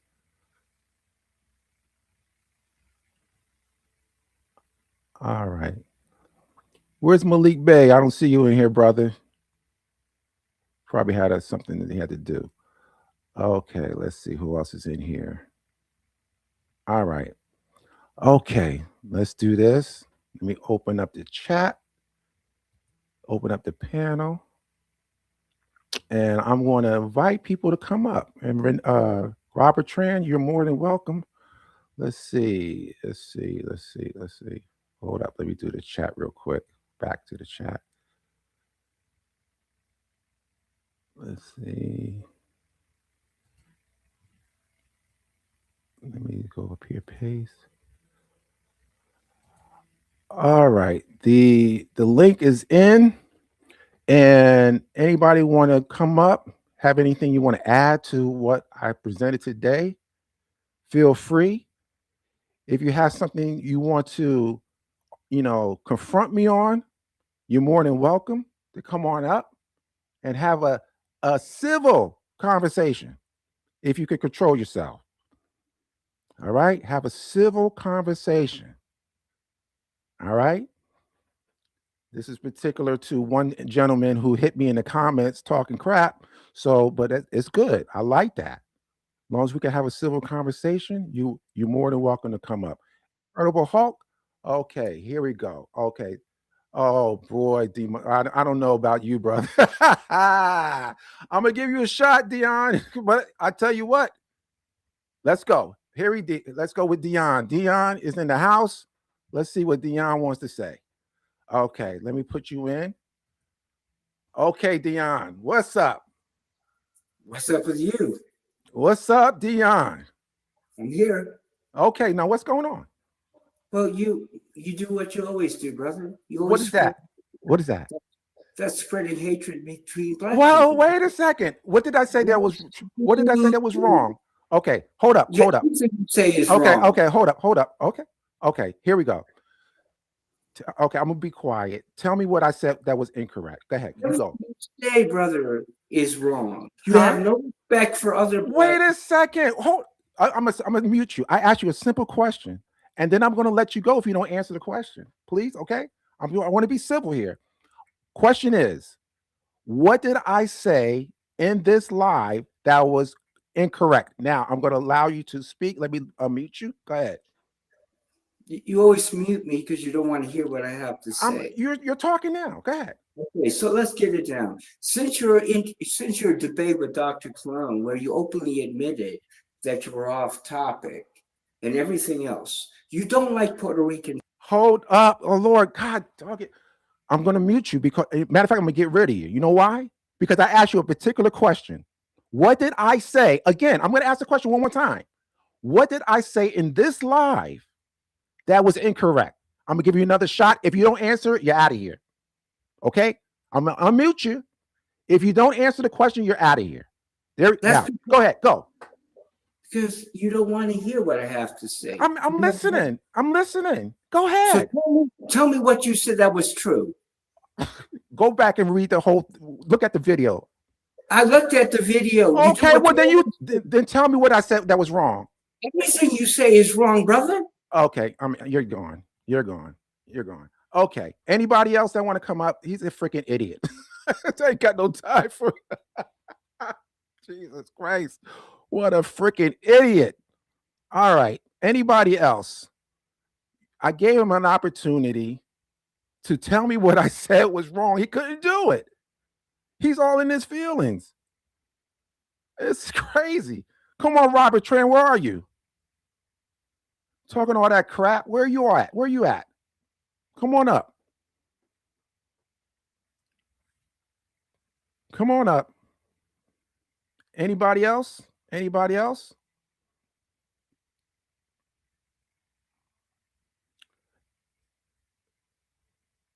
Dion, you're not coming back up. You're a clown, brother. So get out of here. Go somewhere else, man. I'm not dealing with you, man. Go somewhere else.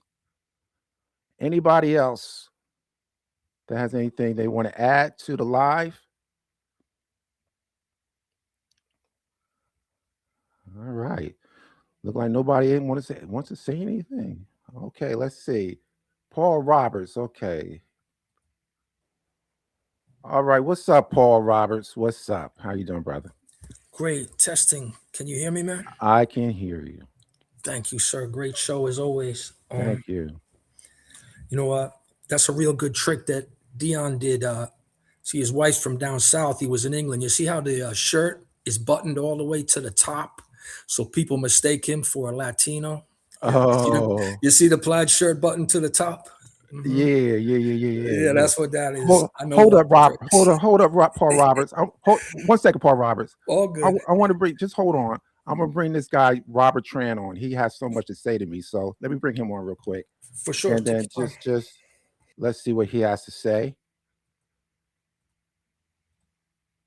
Oops, sorry. All right, what's up, Robert Tran? What's up? Give me 1 second. What's going on? Can you hear me? I can't hear you. Try the mic sound a little lower. Just try again. Hold on. I'm here. Can you hear me better? Yeah, go ahead, brother. Go ahead. You invited me. What you want? What's good? No. I asked you if you want to say something to me. Say something. If you don't got nothing to say, I just get rid of you. It's just simple as that. No, you don't want to have. Okay. Go ahead. Listen. I'm gonna reach you. Let me say this. I said to you, you have so much to say in the comments. You could come up and we can have a conversation. So if you want to address anything to me that you have so much smoke for me in the comments, you can do it right now. So now, because I hate to go back and forth in the comments, that's why I invited you up. So if you have any smoke for me, let's have that out right now. So I'm going to unmute you. You tell me what your problem is with me. Let's go. What my problem is with you? Yes. So you don't have anything particularly that you want to talk about? Nothing specific? No. I mean, you're part of the FBA shit. Okay. Movement. Yes. Pure garbage. I don't agree with none of it. Good. You try to separate yourself from Africa. You try to separate hip hop music or our music from Africa. You can't do it. Does hip hop come from Africa? Does hip hop come from Africa? No, it doesn't. It's okay. What are you talking about? I'm talking about the foundations of it, bro. What foundation? Name the foundation. Everything. What is the foundation? Hold on. What is the foundation of hip hop from Africa? Everything. Tell me. Everything we are is African. No, it's not. Everything. No, it's not. Yo, America didn't create us. America did not create our musical forms. It did not. Who created it? We did. It came with us from Africa. The so drums everything came with us. The rhythms, the drums, the dancing came with us from Africa. It was not fucking created here in America. Are you insane? You talking about our American experience created who we are? In the comments the other day, I told you to refrain from cursing. If you can't help yourself, you can leave as well, okay? You got that? So let's try again without the cuss words. Can you do that? Without getting all aggravated? Let's go. You can go. You have the floor. Go ahead. You have the floor. Go ahead. I thought I'm waiting for you to respond to what I said. No. Are you finished? Are you finished? Yeah, go ahead. Also, everything comes from. I already did many videos. You're having an unstructured conversation, so I did many videos. It's not specific. Well, what are you confused about? You wanted to be a personal thing. What are you talking about? Confused specific about? Subject matter. Well, what about? Well, help me understand. Tell me, educate me. How did it come from Africa? Explain it to me. Break it down. That's who we are, bro. We're Africans. Wait. Let's start there. That is the foundation of who we are. We are African people.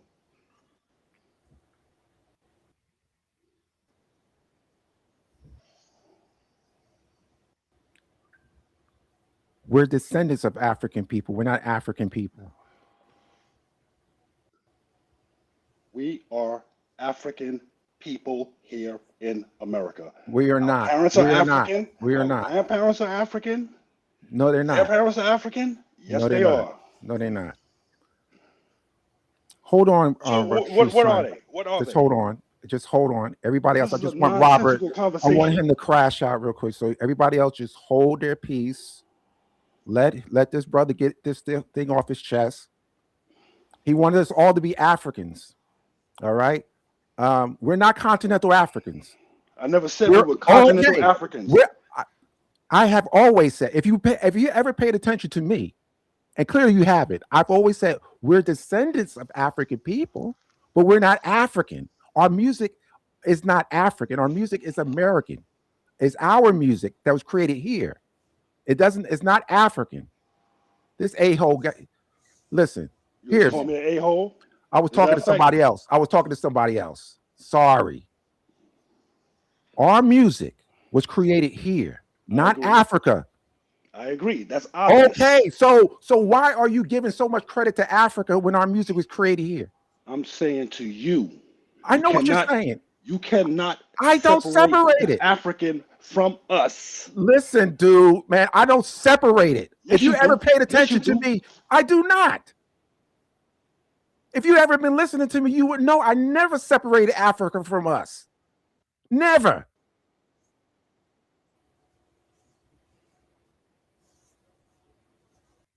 It's about giving credit to the people who did what? I'm not giving credit the things that we created here to give it to all to Africa. I'm not doing that. No, you use a term of generic African. Yes, generic Africans, right. Explain that to me.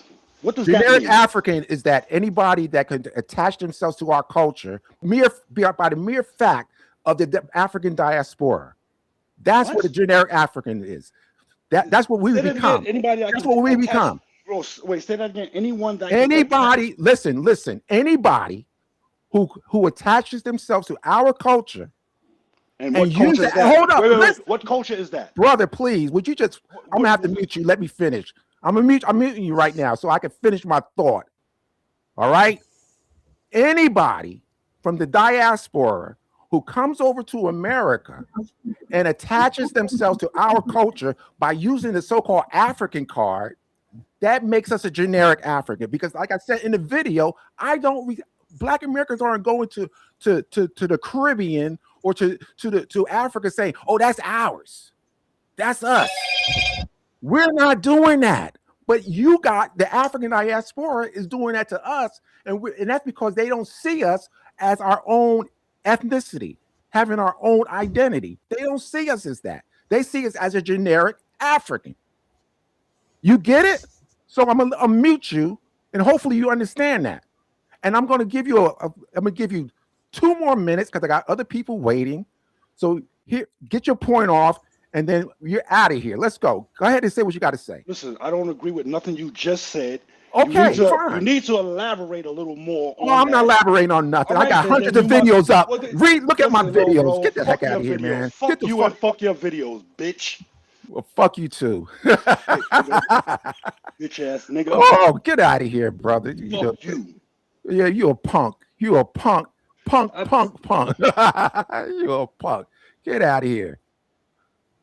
Listen, I'm sorry. I knocked somebody off by accident. Man, you ain't getting back on. Get out of here. Man, you punk. Let it go. That's punk. That's all to think. You a punk. Get out of here. I made a mistake and knock somebody off. So if you want to come back on, feel free. Okay, Paul Roberts, brother, I'm sorry. He was here first, so the floor is yours. Go ahead. Sure, I'll make it quick. Salute the panel, Malik, snooze kicker, and good riddance to the last guy. Well, what I wanted to say is the guy who did the video, giving the whole speech, he reminded me of Derek Colon and some other people in this way. This is just the words of Paul Roberts. I'm not speaking for the channel, any people in the chat, any organization. You know, I'm a 3rd generation white New Yorker. And it's like, you're not from here. The Puerto Rican guy and Colon, you're not from here, man. And it's just so much general American culture stuff that they're clueless about it.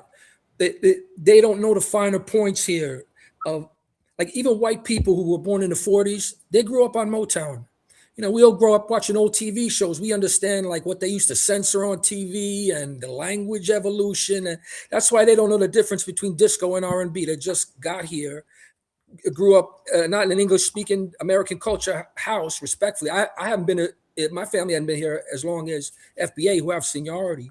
But certain things in American history, like the Vietnam War and the protests and what it really meant seeing Flip Wilson getting a TV show and the moon landing and Hank Aaron breaking the, you know, it's like you don't know the bigger picture of the culture to understand it. And the 2 points I wanted to make about that: first, like they keep talking hip hop, you know, in jazz, they had the Black American slang hep, which is hip. And they used to call jazz people hep cats or hepsters, right?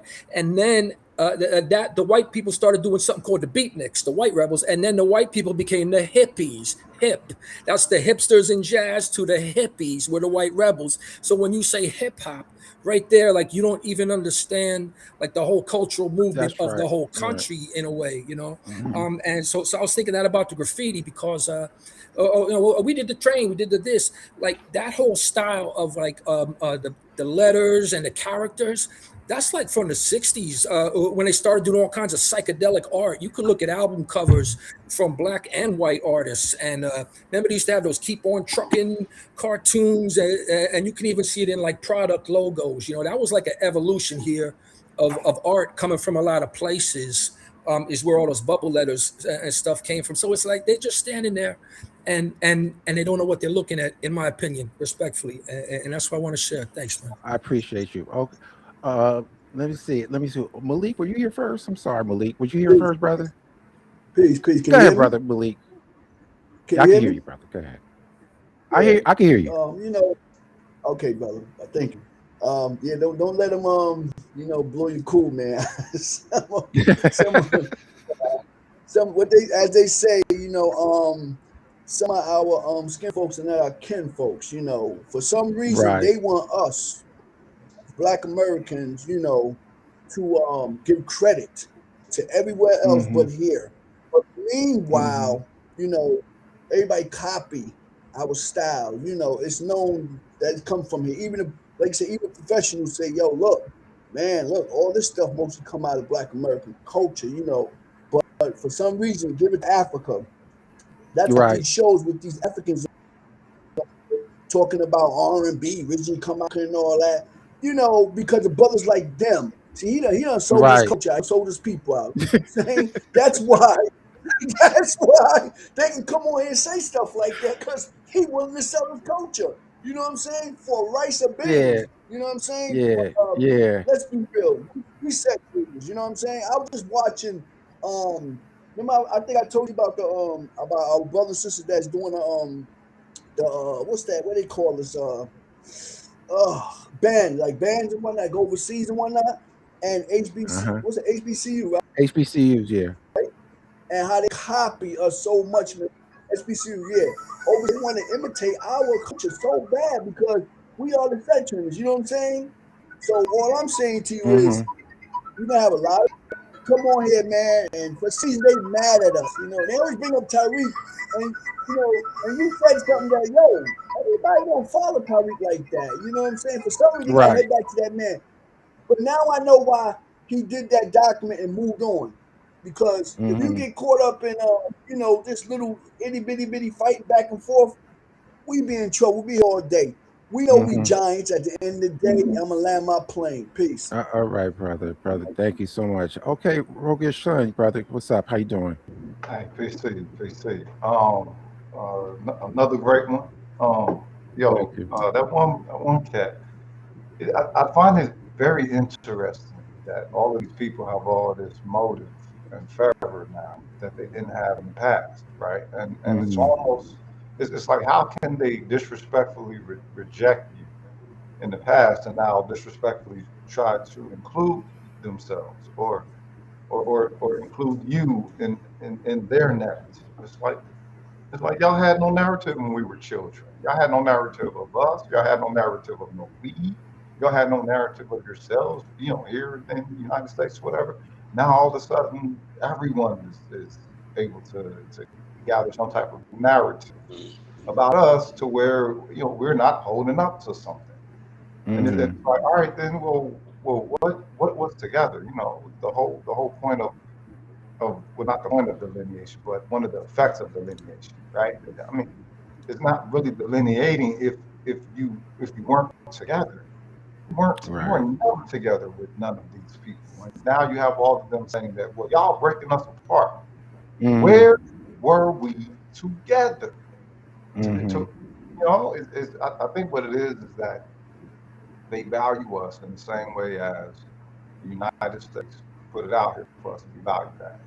Not as a people, as a product, not as a social group, as an experience or a factor within the experience of another. And that's how they treat it. And for some reason, none of them wants to gather that type of understanding. That's why everybody's talking about it now. K-pop and all that shit. I've been having a problem with W-pop. Fuck K-pop and J-pop, you know what I'm saying? Fuck W-pop too. All right, I hear you, brother. I hear you. Oh man. Okay. Hey, thank you so much, Patrick. Go ahead, brother. You on, bro. Mr. USA, hold on tight. Patrick, go ahead, brother. Patrick Young. Patrick, you there? If you're not there, okay. Go ahead, Mr. USA. Yeah, I want to say a couple of things. You had that show a couple of weeks ago with that white guy about jazz. Yeah. And he was saying that the rhythms of the jazz came from Europe, and you said the rhythms of the jazz, whatever, came from Africa. How did that ever end up? Like, what was the final take on that? Do you believe that the rhythm of jazz comes from Africa, or no? I stipulated where I said the second line. That rhythm, if you're familiar with the second line in New Orleans with the brass bands, no. Okay, that is called the bambula rhythm. That is an African rhythm, but in terms of what we consider straight ahead jazz, the swing rhythm, that's something that was developed amongst our people here. Yeah, like the kind of jazz that you hear at steakhouses when you go out to a fine right. When I was referring to Africa, I was referring to the bambula rhythm. Oh, okay. Related to the second line. Oh, second. So maybe that wasn't clear. Yeah, then, but the jazz you hear in restaurants, it's not that doesn't have African in it, right? Not the rhythm. No, not the rhythm. No, that's not. No, definitely not. So that kind of jazz, you would say, restaurant jazz at a steakhouse is 100% derived from America, right? It's America because guess what? Yeah, we have what I would call a some would say it comes basically from the marching tradition, and it's just evolved from there. But there's other influences as well. But it's an American rhythm. But there's also, like I said, it's a combination of different rhythms, but it's primarily a rhythm developed by Black Americans in this country. Like I said before, let me say this before I make it so clear. Everybody can be influenced by anything, right? So I don't want people to make it. If Black Americans had the influences that other groups had, we cannot attribute the fact that the Black Americans took whatever influences they heard or felt or created and then attribute to everybody in America. Those creations, whatever was created by those people, belong to those people. People make the mistake, oh, well, they were influenced by this, they were influenced. No, but if they were influenced, if it was equally available, the influences, why didn't the other cultures create those things? Why did the Black American, what was so special about the Black American that aside from whatever influences they received, they're the ones that created the rhythms? You follow what I'm saying? So don't get caught up in influences. That's not the point. It's about who created it. Yeah, I think a big reason why we're so much different from the other so-called Blacks. I don't call myself Black, but so-called Blacks in the Caribbean and Africa and Latin America is because we're the only melanated group that was raised side by side with white people. You know, we're the only melanated group in human history. In human history, that was you know, we live in a majority white population. There's no other. I looked through it, and no other society where melanated people, what you would call black people, that you know, for 400 years lived side by side in a majority white nation. Like that has never happened. So that alone has made a ginormous difference in our music, in our style, in our fashion, in our language, and that separates us from everybody else. Just that alone. Well, that's what in the debate. That's what I was actually acknowledging with Andy Edwards, that I'm not a fool to say, oh, there's no European influence. Of course there is. Yeah, of course there is. Yeah, okay. No? I thought you was denying it at that point. No, what did you look at the video? Oh yeah, I listened for 20 minutes. Okay. I caught that part where you guys are going back and forth. He's like, no, it's European. You're like, no, I want to make it clear. I've always acknowledged that. I'm not a fool. You know, there's a reason why our music do sound different. But again, like I told Andy Edwards, I said, you know, if you had the same influences as we did, why wasn't jazz created in Europe? Why wasn't it created in Latin America? Why wasn't it created in anywhere in the Caribbean? You follow what I'm saying? Yeah. So that's the point. That's what I was expressing to Andy. You could cite all the influences you want. That means nothing if you didn't do anything with the influences, whatever they are. And some people discount the influences behind the people who were here. You know, imagine a group of people put together of different origins, and they have different melodies and different ways of communicating and singing songs. They, within their own group, creating new things. And that's what's coming together and creating this new music. Because that's why it's not African, because it's a marriage between all these different influences that the Black American cultivated. No other group was able to cultivate those influences in the way that we were able to do. And we created this new music. And from that music, all the other music, from jazz, blues, R&B, soul, gospel, list goes on, came from us. Why should I give credit to Africa? Why should I give credit to Europe? Why should I? Well, the Africa part, I agree, but I don't agree with you about the European part, because Martin Luther King Jr. said in one of his speeches, you can look it up, it's in this speech called The Other America. He said that our culture is an amalgamation of black and white. He said, and he said specifically our language, our fashion, our food, our prosperity. Hold on.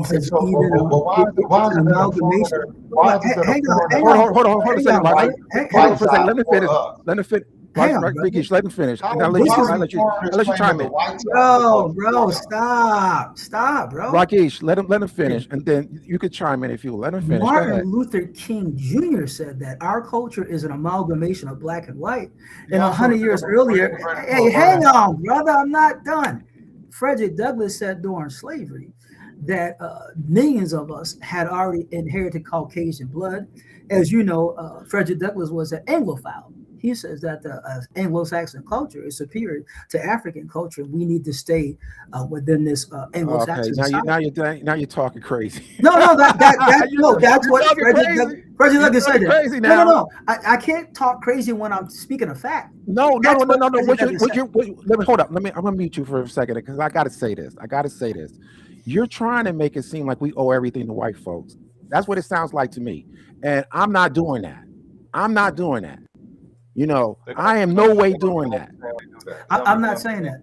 I'm speaking. One second, Rashid. Hold on. One second. Please hold up for a second. Go ahead and finish your point, and I'm going to let you finish your point, and then I'm going to give Rashid, Rokesh's son, an opportunity. Go ahead and finish your point.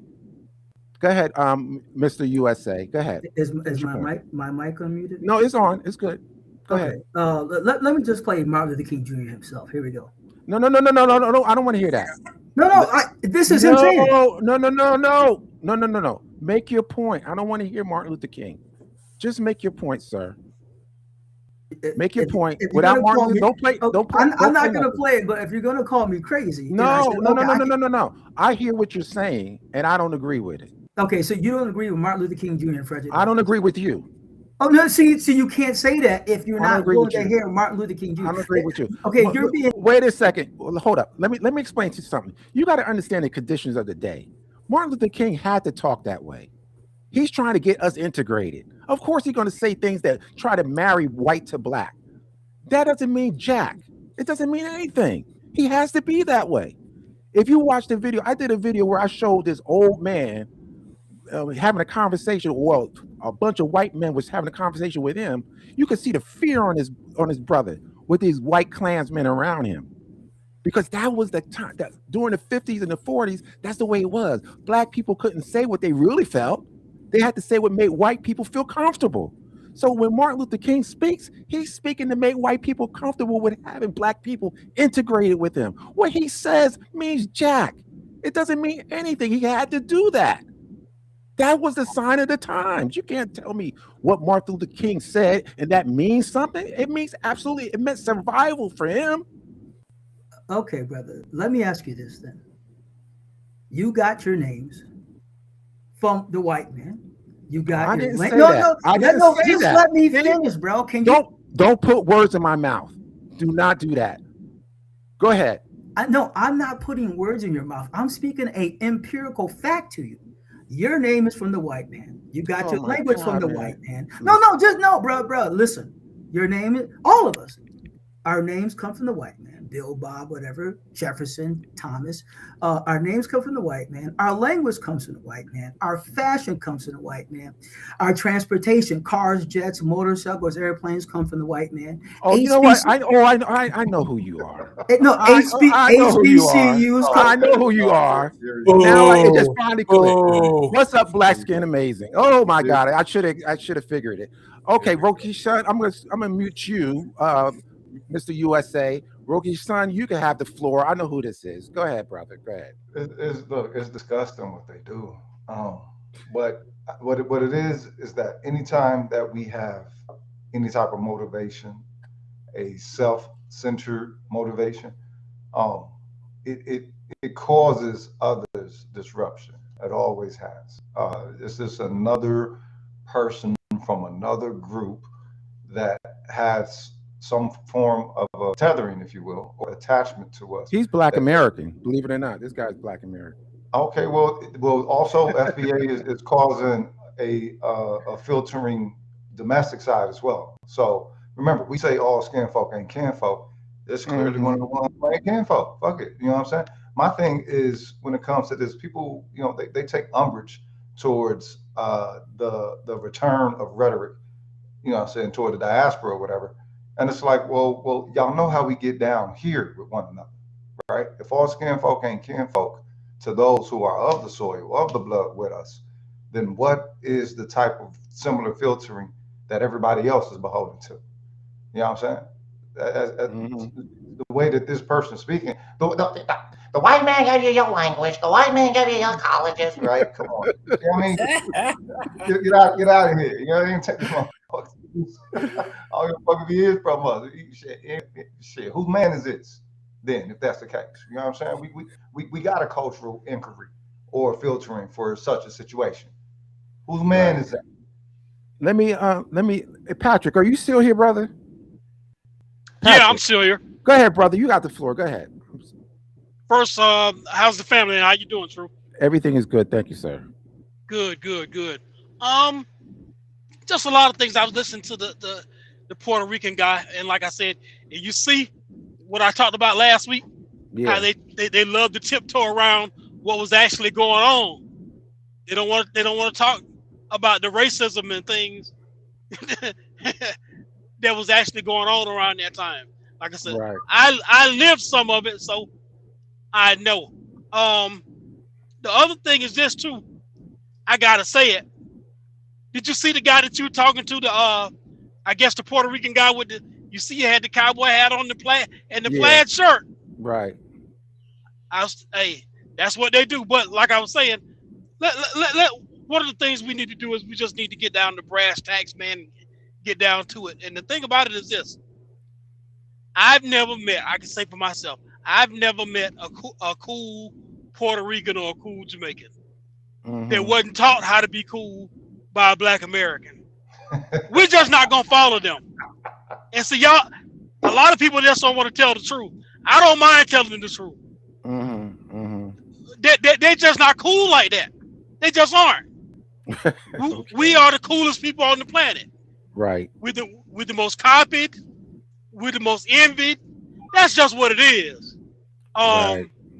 And when you talk about the music, one of the things that separates us, Wynton Marsalis, I hope everybody in the family knows who he is.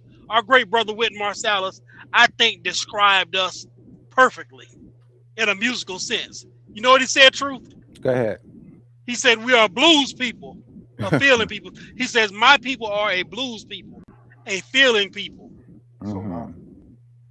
And so when you go back, that's why I told people, when you talk about jazz, go back to Louis Armstrong's The Hot Fives and the Hot Sevens, if you can. And the way we play jazz, what we do is totally different.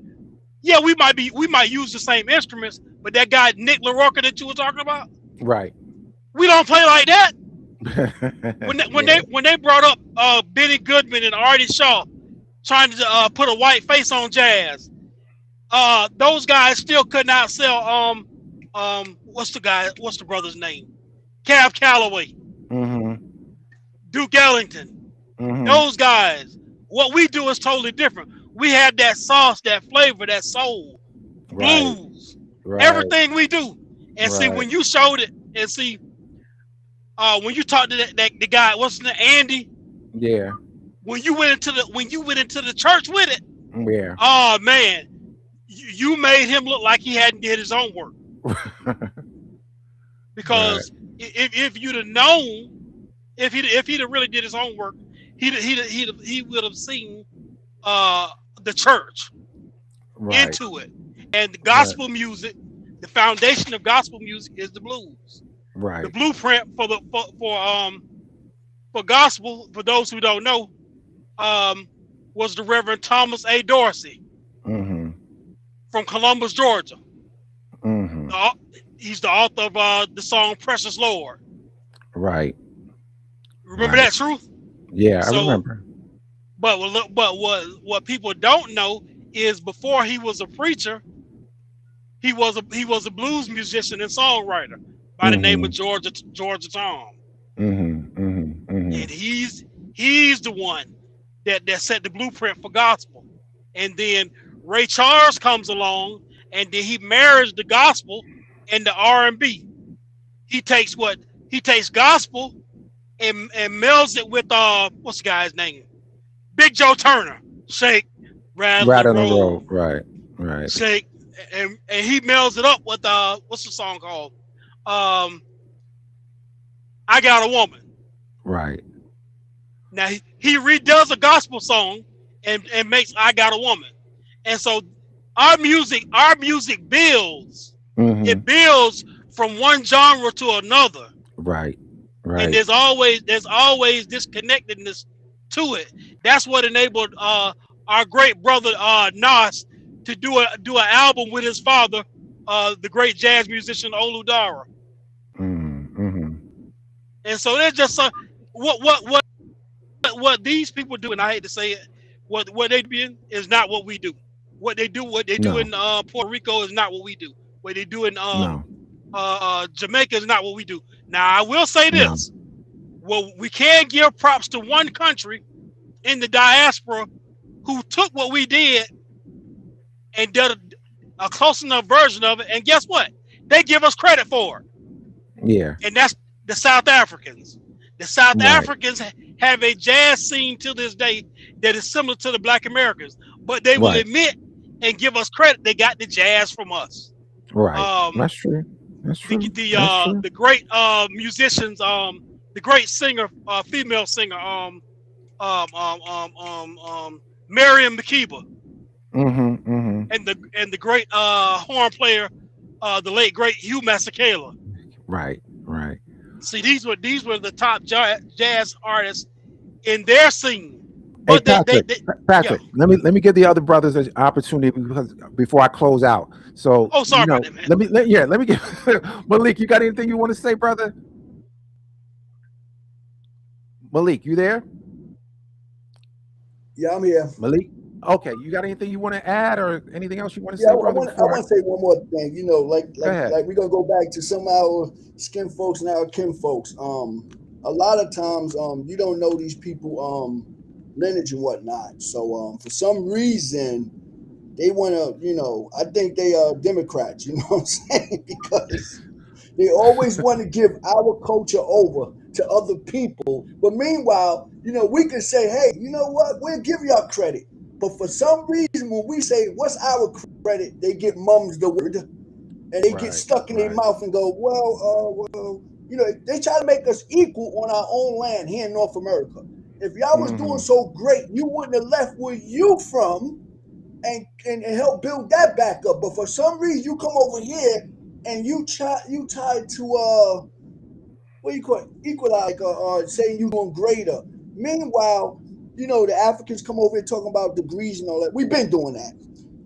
Housing, we've been doing that. But one thing they don't go near, how many patents do we got? We got over 50,000 patents. Who's topping that? Would they? But like that, let's stop right there. Every time you get in your car, go to a stoplight, who invented that? I'm gonna rest my case right there, please. Appreciate you, brother. But Paul Roberts, you got the floor. Thank you. Salute the panel, salute the chat. The last person who was here, Mr. USA. I just wanted to chime in. White guy here. You couldn't be more wrong. Martin Luther King also was 6 decades ago, you know, and there's 6 decades of culture since then. But the whole history of this country, white people know where the culture came from. We know what it copies. We know where the language comes from. And even as far as other fields, you know, STEM, medicine, everything, you know, credit hasn't been given, but that's going to come around too. You know, that's like a hidden history. And oh yeah, I don't know who you're trying to impress, but another thing with white people, we know what a sellout sounds like too. You're Yeah, you know what? He's always been on that trip. And I don't like to talk about, you know, I know him when his name was Black Skin is amazing. And he's been saying this, he's been consistent. All these years, he's been saying the same. He loves white people. Oh my God, he loves white people to the detriment of his own kind. He loves white people. I don't know what that's all about, but that's him. And I recognized the voice after it took me a minute, but then I recognized the voice. I said, "Oh, I know who this is," because he was going hard. He was going hard for white people. I said, "Oh, I know who this is." I was like, "Who are you performing for?" But I heard his voice twice. Once from him, and then once when Snoop Kicker did a spot on impression of him. Hilarious. So yeah, I'm in the clouds. Salute everybody. Cheers. All right, thank you so much. Okay, Roski, son, you got the last word. Oh, I'll give Patrick the last word, but then you go ahead, Roski, son, and you know, if you want to close out with what you want to say. Anything else?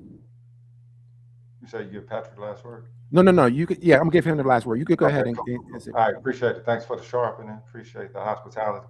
I think it's weird, you know, because we couldn't take ourselves to anyone else's homeland and deny them any of their contributions, any of their unfinished historical business connected to identity, history, anything like that, and expect to walk away unscathed, figuratively, if not physically, right? The fact that, you know, these people, they're not dismissing us of our own cultural creations to themselves. They don't believe that they're trying to tie themselves to anything simply because of proximity. I guess we were there with you when it became popular, so now we're here with you. You know what I'm saying? I wish I was high as pot newts and all that other shit. You know what I mean? They some Mr. Me Too's, and there's a lot of people like that. But also, I'll leave with this. I think that we really need to take a look at what it was that the earlier generations saw in the potential, you know what I'm saying, openness of I guess a connection. It wasn't a back and forth, it wasn't an exchange. So perhaps maybe, you know what I'm saying, putting forth an ideology towards, you know, we all can be one, we all love, whatever. But it don't seem like any of those past groups actually had any of that genuinely there within them, especially if they can go as hard and as vehemently anti-Black as they are now while still trying to claim Black cultural source expression. And I'll leave off on that. All right. Thank you so much, Radish son. Okay, Patrick, you got the last word, brother. You finish up what you're going to say, and then yeah, I just want to encourage everybody to stand strong and really get into the mentality of gatekeeping. I'll give you 2 quick examples why. One is I don't know if you know it or not, but there's an African music executive in the gospel genre. yeah, I know who you're talking about. He's from Ghana, right? From Ghana, right? Yeah, yeah. And he's trying to take what we do. He says what we do is too exclusive. Right. And he says that because nobody can sing like that outside of the African American community. Right. Nobody can sing the way we sing. Mhm. So he said because of the way we sing, that pushes other people away who would love to get into the gospel arena. Right. So he's in gospel to try and make it more inclusive and try to push what we do out. And so that's something, that's a big reason. Like I said, that we just need to get more comfortable with protecting what's ours. Right. I hear you. It's up to us. I hear you. If we don't do it, nobody else is going to do I it. hear you. I hear you. I hear you. Okay, let me see. I'm going to see who's in the chat real quick. I see Robert Rand came back, but you know, brother, your language is horrible, so I don't even know why you're back. So you know, you're not coming up. Forget you, brother.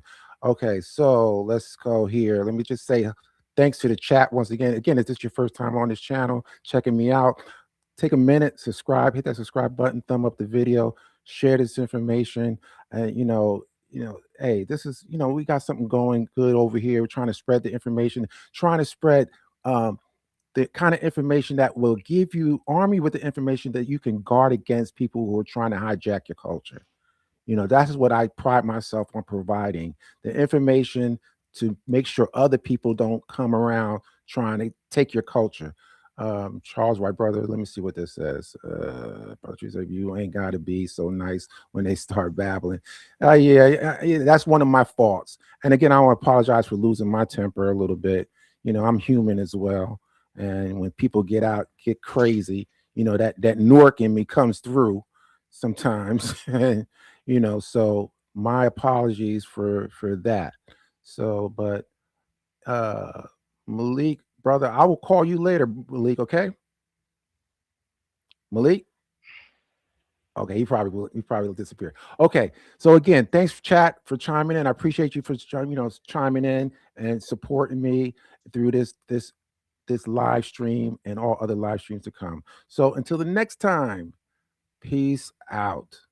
Let me get this thing.